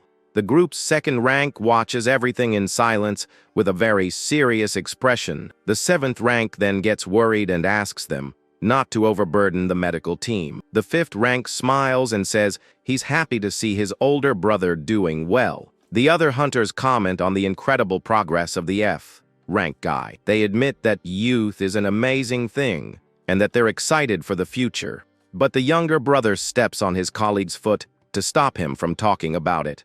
With a hateful glare, he's shocked to learn that his brother defeated a monster. He then remembers the past and how his brother was a complete failure. Filled with rage, the guy wonders why everyone is praising a loser. In another meeting room, a woman presents a report on the mission. A man with a beard then closes the topic and prepares for the next item on the agenda. He then asks what the current situation is with the god hunters.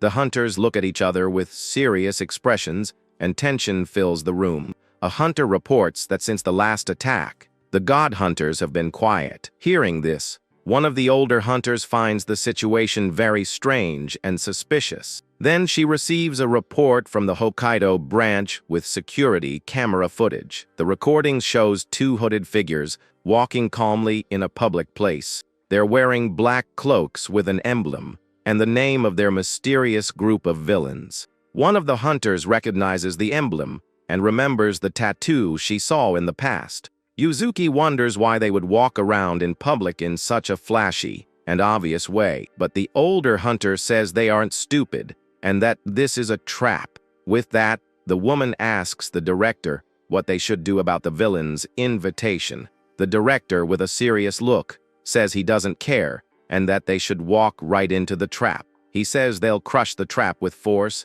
and summons Minato Aizawa for the mission. The red-haired guy is shocked and refuses to accept the mission. No way. He complains that he's going on vacation the next day and that he hates the cold in Hokkaido. With that, the guy suggests they send Churamaru in his place for the mission. The hunter then yells at Suramaru to wake up and stop drinking during the meeting. Seeing the mess, the man with the eye patch calls the team pathetic and complains about everyone. But the red-haired guy says he'll accept the mission if he can take his students. The director, already tired of the whole discussion, tells him to do whatever he wants. A short time later, the group of heroes arrives at an airport, ready for their trip. But the 2 students are shivering from the cold and wonder where on earth they are. Being so cold, the 2 guys end up hugging each other to try and warm up a bit. Suddenly, the teacher shows up in a luxury car and says he rented it for them. The students are shocked, and he tells them to relax and get in the car. He says he brought warm clothes, and the group travels through a snowy landscape. In the car, the teacher comments that they've only trained and never gone out to have fun. That's why he had the idea of taking a trip to grow closer as a team. He proposes a 2-day trip in Hokkaido, but the redhead knows he's lying. The teacher asks if it's their first time there, and the redhead says he's never left Kanto. He recalls that all the school trips of his generation were canceled for safety reasons. His white-haired friend gets a little embarrassed, but admits he's excited about the trip.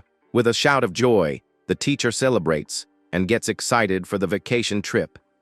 He says he's going to show his students how to have real fun in the land of snow. The group then practices snowboarding and skiing on a mountain while one of them falls in the snow. After skiing, they walk around the city and take the opportunity to eat local snacks. The two students take pictures in front of a statue and have fun like tourists. They also visit a snow-covered clock tower and appreciate the architecture. The trio then takes a picture with a tall man dressed in traditional local clothing. As night falls, the group relaxes in a traditional house and toasts to the trip's success. But in the middle of the night, the teacher wakes up and checks something important on his phone. He looks at a map and sees the exact location of the target they need to investigate. With everything ready, he wakes up his students and says it's time for them to go. Sleepily, the two guys ask where they're going so early in the morning. The teacher then reveals that they're going to the God Hunters' hideout. With a powerful leap, he grabs the two of them and stomps hard on the snow to gain momentum. He then jumps over a frozen lake, carrying his students with incredible strength. The two of them scream and ask where the teacher is taking them like this. He lands hard in the snow, creating a shock wave with the impact. The instructor says he's taking them to the villains, and the redhead questions him about the trap. With a smile, he says that as hunters, they need to confirm everything with their own eyes. After a long walk, a fox watches the trio from a distance with curiosity. They finally reach their destination, and the teacher informs them that this is the mission location. With a dark look, the redhead realizes that something very strange is going on. He then comes across a severed hand and a lot of blood scattered on the snow. The two students are shocked and speechless at the scene of pure terror. A woman appears and says they took too long to get to the meeting spot. Suddenly, they see a man on top of a pile of defeated monsters. The creatures were rank A and B, and the ground was covered in snow and blood. The two youths are shocked to see so many high-rank monsters defeated. They can't believe a single person managed to defeat all those monsters. The man says he got bored, and that those creatures didn't excite him one bit. With a confident look, the villain hopes his new opponents will be more entertaining. The teacher recognizes the emblem on the cloak and understands who they're dealing with. The mark is the badge of the God Hunters and confirms the enemy's identity.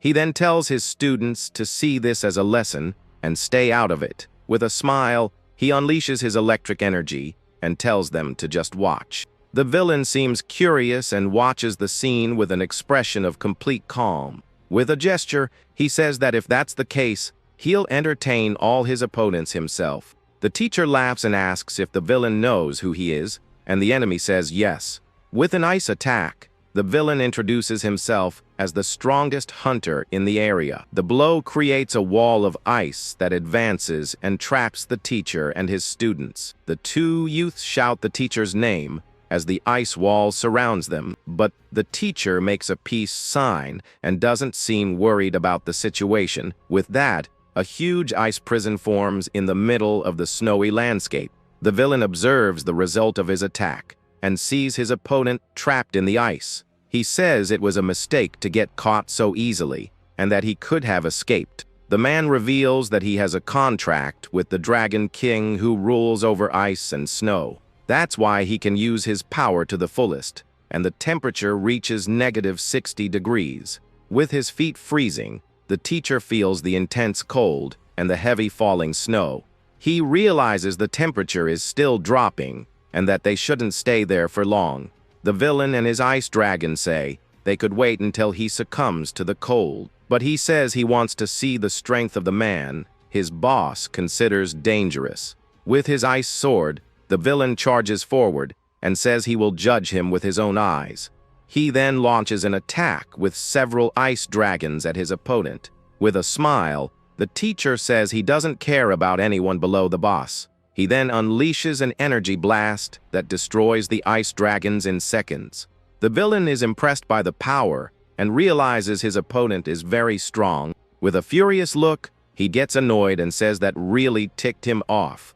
With his ice energy, he creates a tornado and says that arrogance can be fatal. The ice storm rushes forward with full force, destroying everything in its path. But the teacher calls the attack on creative and prepares to counter. With a lightning attack, he shatters the ice barrier with impressive power. With a confident smile, the teacher shows he wasn't fazed by the villain's blow. He then tells the enemy that the same goes for him and freezes him with a touch. The blue-haired man is shocked and doesn't understand when he was caught by his opponent. He then realizes the enemy in front of him was just a decoy made of ice. Suddenly, the real villain appears behind the teacher and attacks him with his 2 swords. With a swift blow, he hits the hunter head on and throws him far away with force. The teacher is thrown and ends up trapped in a large ice structure. The ice begins to cover his entire body, and he becomes completely immobilized. With his enemy trapped, the villain says time is up and celebrates his victory. He laughs and says the fight was anticlimactic, but the teacher questions him with a smile. Suddenly, the hunter appears behind the enemy without a scratch and surprises him. In a mocking tone, he says the villain's ability is nothing special. The blue-haired man shouts and doesn't understand how he can move in that temperature. The teacher then points at the villain and asks if he hasn't noticed yet.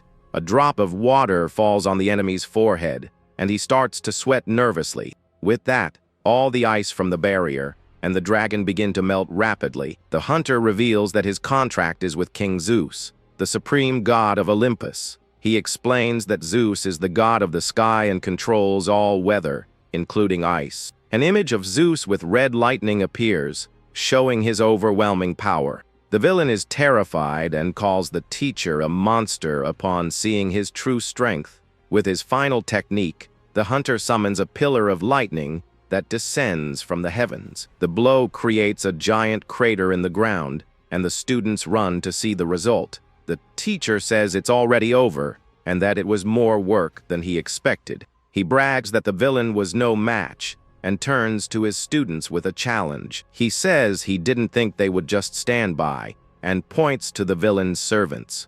The 2 hooded figures then reveal their weapons and prepare to attack the group. They fire energy blasts, and the teacher grabs his students to protect them. He says the 2 of them are too strong to be just common henchmen. With that, the teacher realizes they might be stronger than the previous enemy. He tells his students they aren't human and must be creatures. Suddenly, the hunter has a brilliant idea for the off-campus class. He then pushes his 2 students forward and says it's their turn now.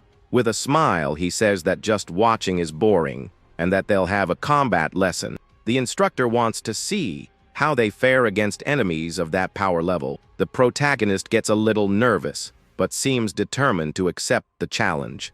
The 2 students prepare for the fight and release their power auras for combat. With a focused look, the redhead prepares to use all his training in the battle.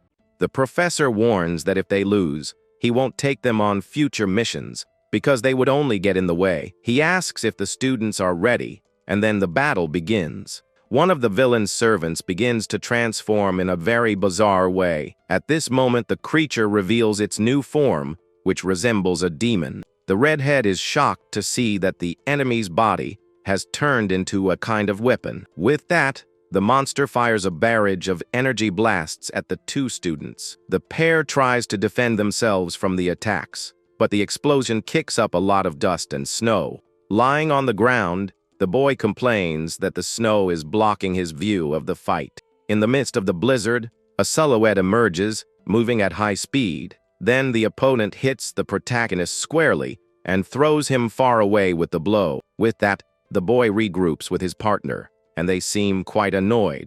The protagonist is frightened because the enemies are trying to destroy the entire area. Without time to think, the creature quickly advances towards the redhead, but Hinata is hit by the purple shots while defending against the other monster's attack.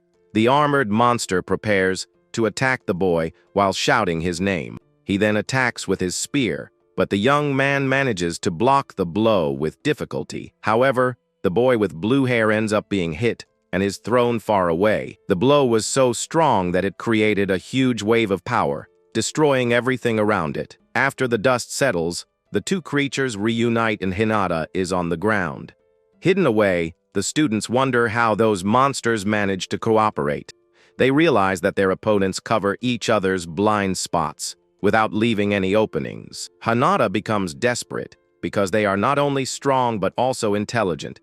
At this rate, he realizes it's only a matter of time before they are found. The young man thinks they can't overcome the distance and need to fight up close. But he is panicked and doesn't know what to do against such strong enemies. Overcome with rage, the blue-haired boy punches a nearby stone pillar. The impact causes snow from a nearby tree to begin to fall. At that moment, a pile of snow falls right on the head of the protagonist, who was distracted. His partner apologizes and says he got carried away in the moment. But as he watches the snow falling, the redhead seems to have a brilliant idea. The protagonist then calls his friend Fugo and says that he has something he wants to try. Meanwhile, the two creatures remain standing in the snow searching for the boys. Suddenly, one of the monsters hears a noise and alerts his partner to the sound. The redhead then appears and draws the enemy's attention by shouting very loudly. He provokes his opponents by challenging them to a fight while wielding his sword. The villainess too is surprised, but seems ready to accept his challenge. With that, one of the monsters transforms the lower part of its body into a cannon. Then he fires a powerful blast of purple energy at the boy. The blow explodes with force, raising a large curtain of snow across the area. But the boy appears surfing on the snow and continues to taunt his enemies. The creatures follow him, and the protagonist realizes that his plan is working. Together, the monsters fire several energy blasts in an attempt to hit him. The redhead runs desperately to dodge all of his opponents' attacks. He continues to lure enemies in while gunfire destroys the snow-covered mountain. Suddenly, the creature with the spear reaches him and breaks his sword with a single blow. The monster then manages to hit the boy squarely with its next attack. With the impact, the protagonist is thrown and falls quite hard onto the snow. The two villains approach the fallen redhead, ready to finish him off, but the boy shouts to his friend Fugo, saying that now is the time to act. In the sky, several magical green circles suddenly appear, surprising everyone. Then Fugo appears and says that whatever happens, now is his friend's responsibility. The spell causes a massive explosion of energy that affects the entire combat area. The monsters are confused and don't understand where that surprise attack came from. The magic then causes a giant avalanche that begins to engulf the two villains. Watching everything from afar, Fugo wonders if Hinata will really be all right. He is shocked and realizes that the plan was to bury them together in the avalanche. The boy with blue hair thought the plan was just to immobilize both sides of the fight. Fugo wonders if his friend isn't afraid because his ideas are always crazy. The two enemies are buried alive, and the protagonist thanks his partner for the help. Lying in the snow, the redhead releases a crimson energy as the monsters struggle. The redhead says that now they can approach the enemies for close combat. With a swift movement, he uses his sword to attack the monsters buried in the snow. At that moment, the boy uses his special technique, called Great Sword, to attack. Seeing the success of the plan, Fugo excitedly celebrates the outcome of the fight. Then the two students give each other a high five, celebrating the victory they achieved together. Fugo says his friend worried him, but the plan worked as expected. But suddenly, the protagonist notices something strange and becomes alert. A giant creature emerges from the snow and prepares to devour the redhead with its enormous mouth. The creature then attacks the boy with its sharp teeth in a violent blow. But the teacher appears and holds the monster with his hand, saying that's enough. He praises the students, saying they fought well against stronger opponents. The two young men shout the professor's name, relieved by his sudden arrival. The hunter remains silent for a moment, merely observing the battlefield. Then he hugs his students and says it's time for them all to come back. Amidst the wreckage, The eye of one of the monsters continues to glow intensely. He was transmitting a signal that was suddenly cut off mid-recording. Elsewhere, a woman says the video was cut and that they're gone. She then apologizes to a man named Yudo for having used her servants. But Yudo laughs and says there's no problem, as it was an honor for his servants. The woman scoffs, saying they were pathetic and only good for espionage. She reveals that the strongest demons are still waiting in the wings. The man on the throne then asks if she liked that boy they saw fighting. Kneeling, she replies to her master that she liked the young redhead very much. The Lord says with a smile that he would like to meet him and speak with him personally. The scene then shifts to a city where someone is desperately running for their life. A man is being chased by demonic wolves and screams for help. Suddenly, a beam of purple energy strikes one of the creatures directly. The protagonist appears and tells the man to flee quickly from that dangerous place. Immediately afterwards, 3 girls appear and seem happy to see Lord Hanada. With that, the redhead and his new group prepare to face the monsters in the city. After defeating the monsters, the redhead questions whether the mission was really rank C. Fugo heals him and complains that that person's instructions are always bad. He remembers the professor explaining that the mission was simply to hunt demon dogs in the city. One of the girls warns that the pack of demon dogs has begun to move north. Fugo says that complaining is pointless, and the protagonist agrees that they need to leave soon. While running through the city, one of the girls notices something strange ahead. They then see another group of hunters fighting the monsters with an ice golem. The blonde gets annoyed, and Fugo wonders if they're from the training center. If they were from there, the group should have been warned of their presence. The girl with blue hair says they need to help them, but the blonde disagrees. The protagonist group prepares for battle while a wizard uses a spell book. A blonde guy from the other group complains that a problem has just appeared. He then yells at the protagonist's group, leaving them all quite surprised. The man declares that this is their territory and orders the group not to interfere in the fight. Confused, Fugo asks what he means by interfering in the battle.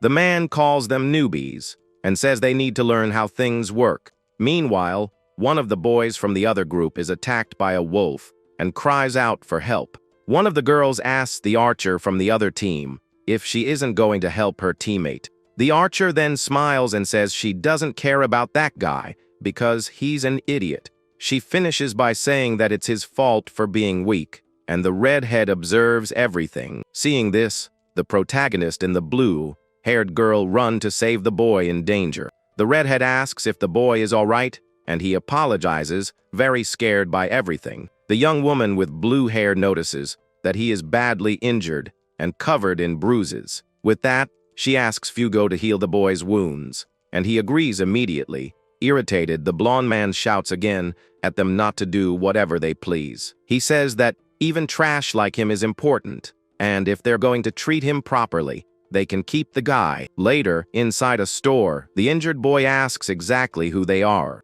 He tries to answer, but someone finishes by saying that they are unaffiliated selectors. The redhead asks if the blonde knows them, and she confirms that she knows them very well. She explains that they don't have the courage to fight for anyone, not even for themselves. In a fit of rage, the blonde says they are trash who are only motivated by money. The girl with blue hair holds her and tells her to fight the creatures instead. The redhead wonders what's gotten into her, and Fugo apologizes for his friend's behavior. A man with a fiery aura appears and says he will tell her story. He thinks it's best to tell what happened because she herself wouldn't tell anyone. The story then begins to unfold while the blonde seems quite annoyed. In a flashback, we see a happy family visiting a large aquarium. Little Rin points to the fish and tells her mother that they look delicious. Her mother laughs and is proud of the unique way her daughter sees the world. The woman jokes that her daughter's way of enjoying the aquarium is quite crazy. She then advises the little girl to be kind and to take care of the fish as well. But little Rin points to something strange in the aquarium and asks what it is. Suddenly, a giant snake-like monster appears in the main tank. The aquarium glass breaks and water begins to flood the entire place. The young blonde girl drowns in the water while someone desperately shouts for her. The monster attacks the aquarium, and the little girl screams in fright, calling out her mother's name. The woman is trapped under the creature and tells her daughter to run away quickly.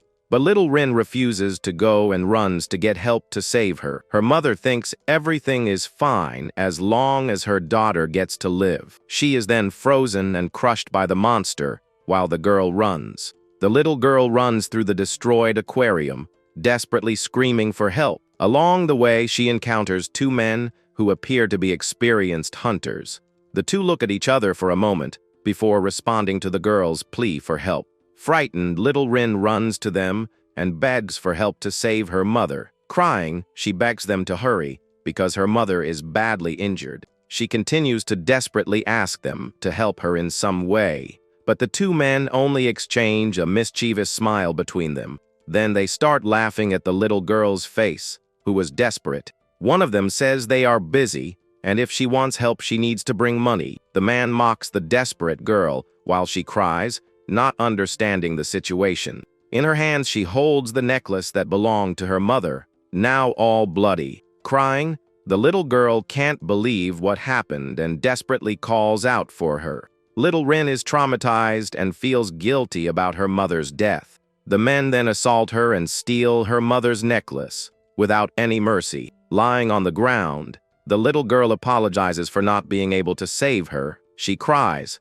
saying she's so sorry, while the water floods the entire place. Back in the present, the man says that this is what happened to their friend. Fugo remembers how aggressively she acted at the training center. Suddenly, the boy they saved screams and draws everyone's attention. Outside, a huge horde of demon dogs is rapidly approaching. They are shocked by the number of monsters coming towards them. The blonde and Fugo wonder if they will be able to handle so many enemies at once.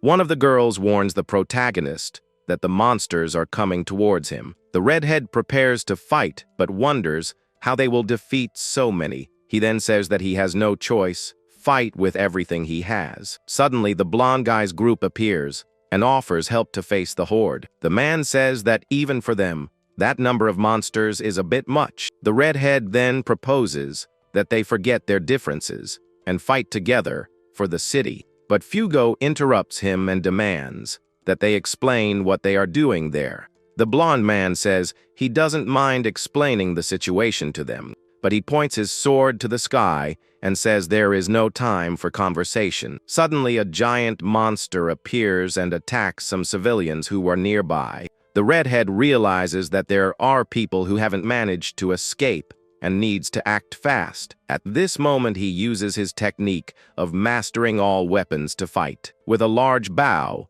he fires a purple energy arrow that defeats the monsters.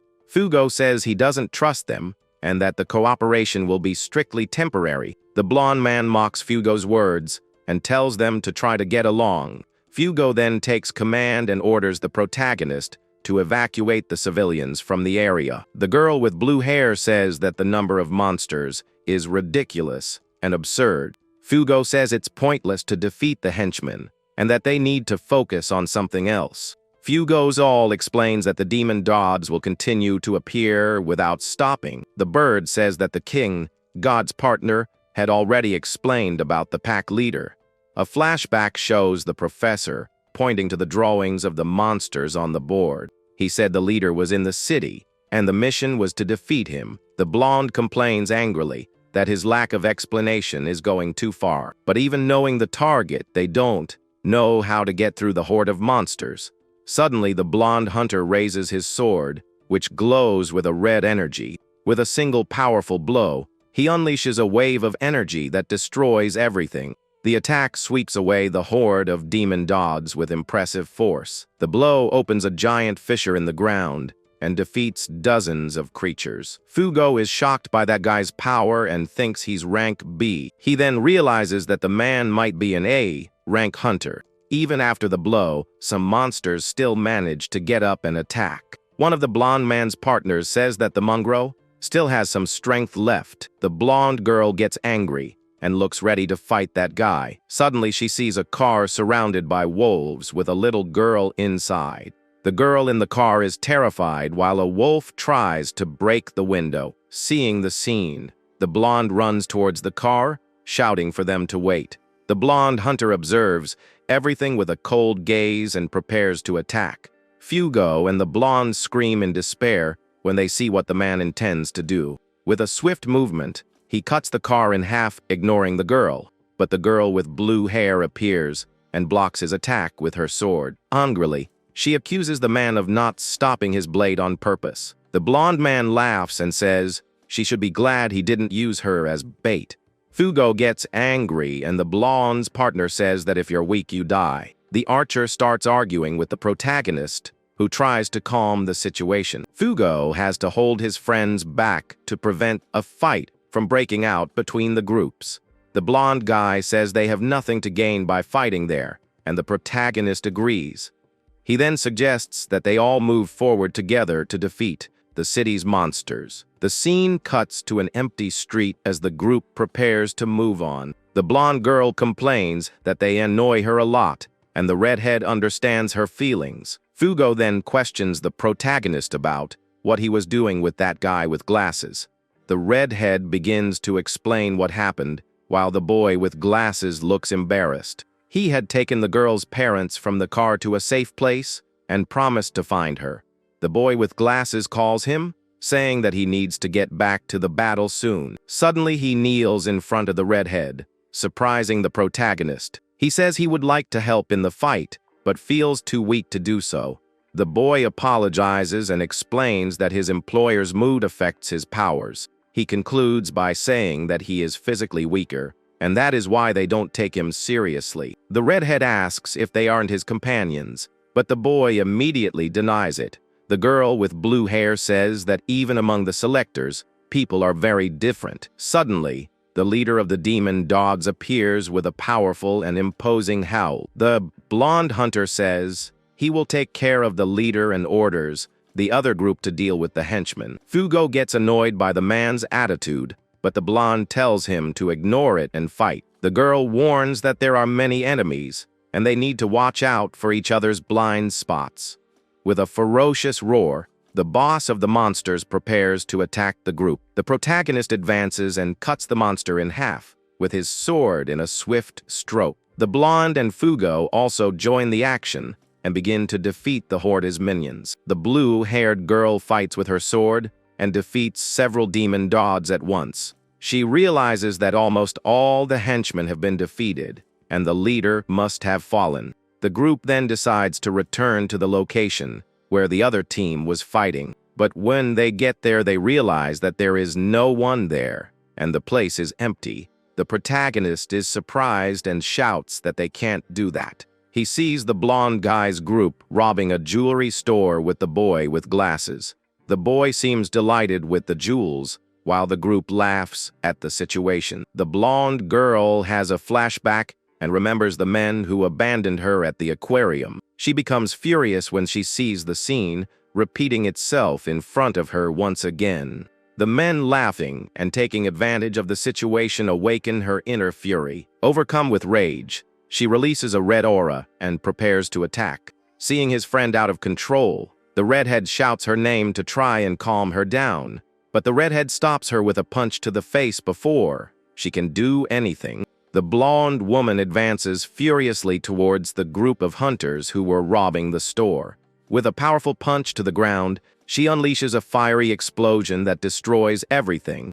Fugo complains that his idiot friend went berserk and lost control. The blonde hunter says it's a shame because he wanted to maintain a cooperative relationship. He then summons a stone golem and prepares to fight the group. Seeing the situation, the man says that dealing with everyone at the same time is problematic. He then suggests that they fight one-on-one and his group advances to attack. The blonde hunter throws the archer towards the protagonist and Fugo, surprised. They try to swerve, but the girl falls on top of the young woman with blue hair. Fugo shouts his friend's name as the archer carries her away. The man with the crown summons a stone creature to prevent Fugo from following them. The protagonist shouts his friend's name and rushes to help him in the battle, but the blonde hunter stops him, mounted on a lizard-shaped golem. The bespectacled boy becomes dizzy and confused by the sudden change of plans.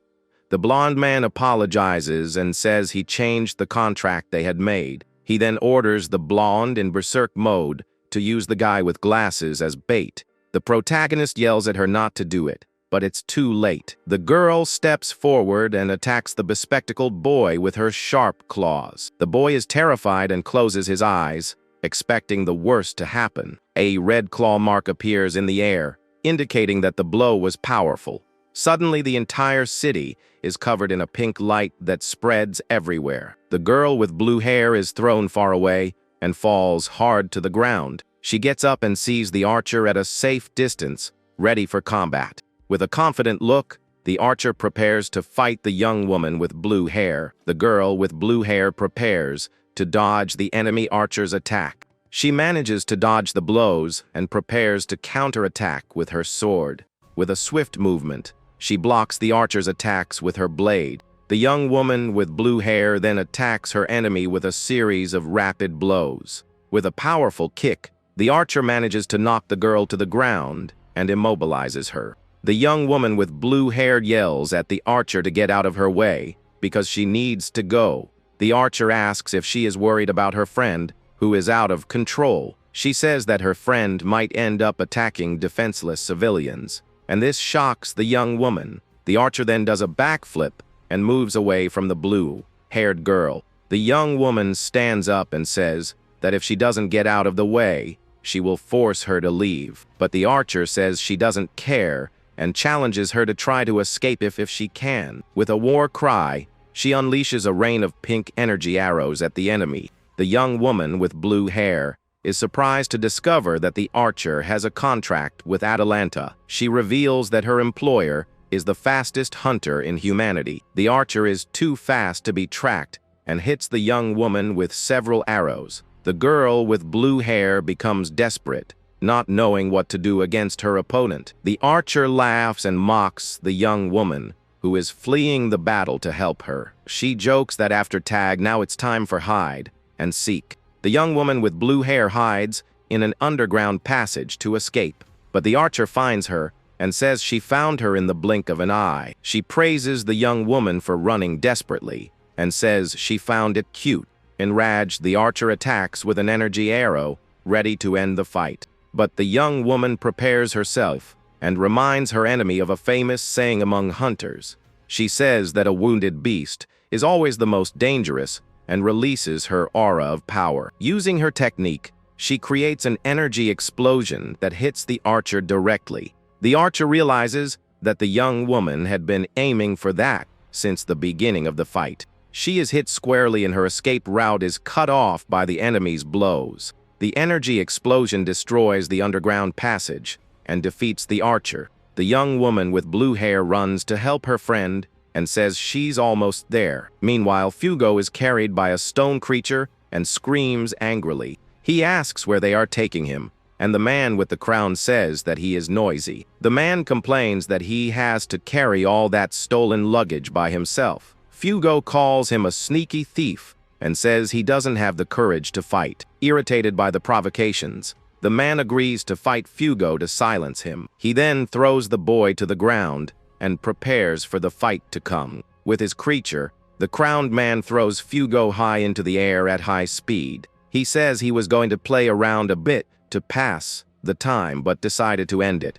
The villain then orders the boy to die there, and the creature prepares to release him. With a determined look, Fugo faces his opponent, who smiles maliciously. The young man with blue hair says he is cold and attacks him with green energy vines. The vines bind the man and Fugo pulls him, telling him to stay together until the end. In a panic, the enemy shouts and asks if the boy wants to take him down with him. Fugo severs the connection with the creature, and the two begin to fall from the sky. He then apologizes to the man and jokes that he doesn't date guys. The crowned villain screams in despair as he falls towards the ground. Fugo clings to the creature and begs it not to disappear until they reach the ground. From the sky, he sees an explosion and becomes worried about what happened to Anata. Meanwhile, the protagonist faces the blonde hunter in an intense fight. The fighting between the two is causing widespread destruction in the city. The redhead runs across the rooftops, trying to find an opening to attack his opponent.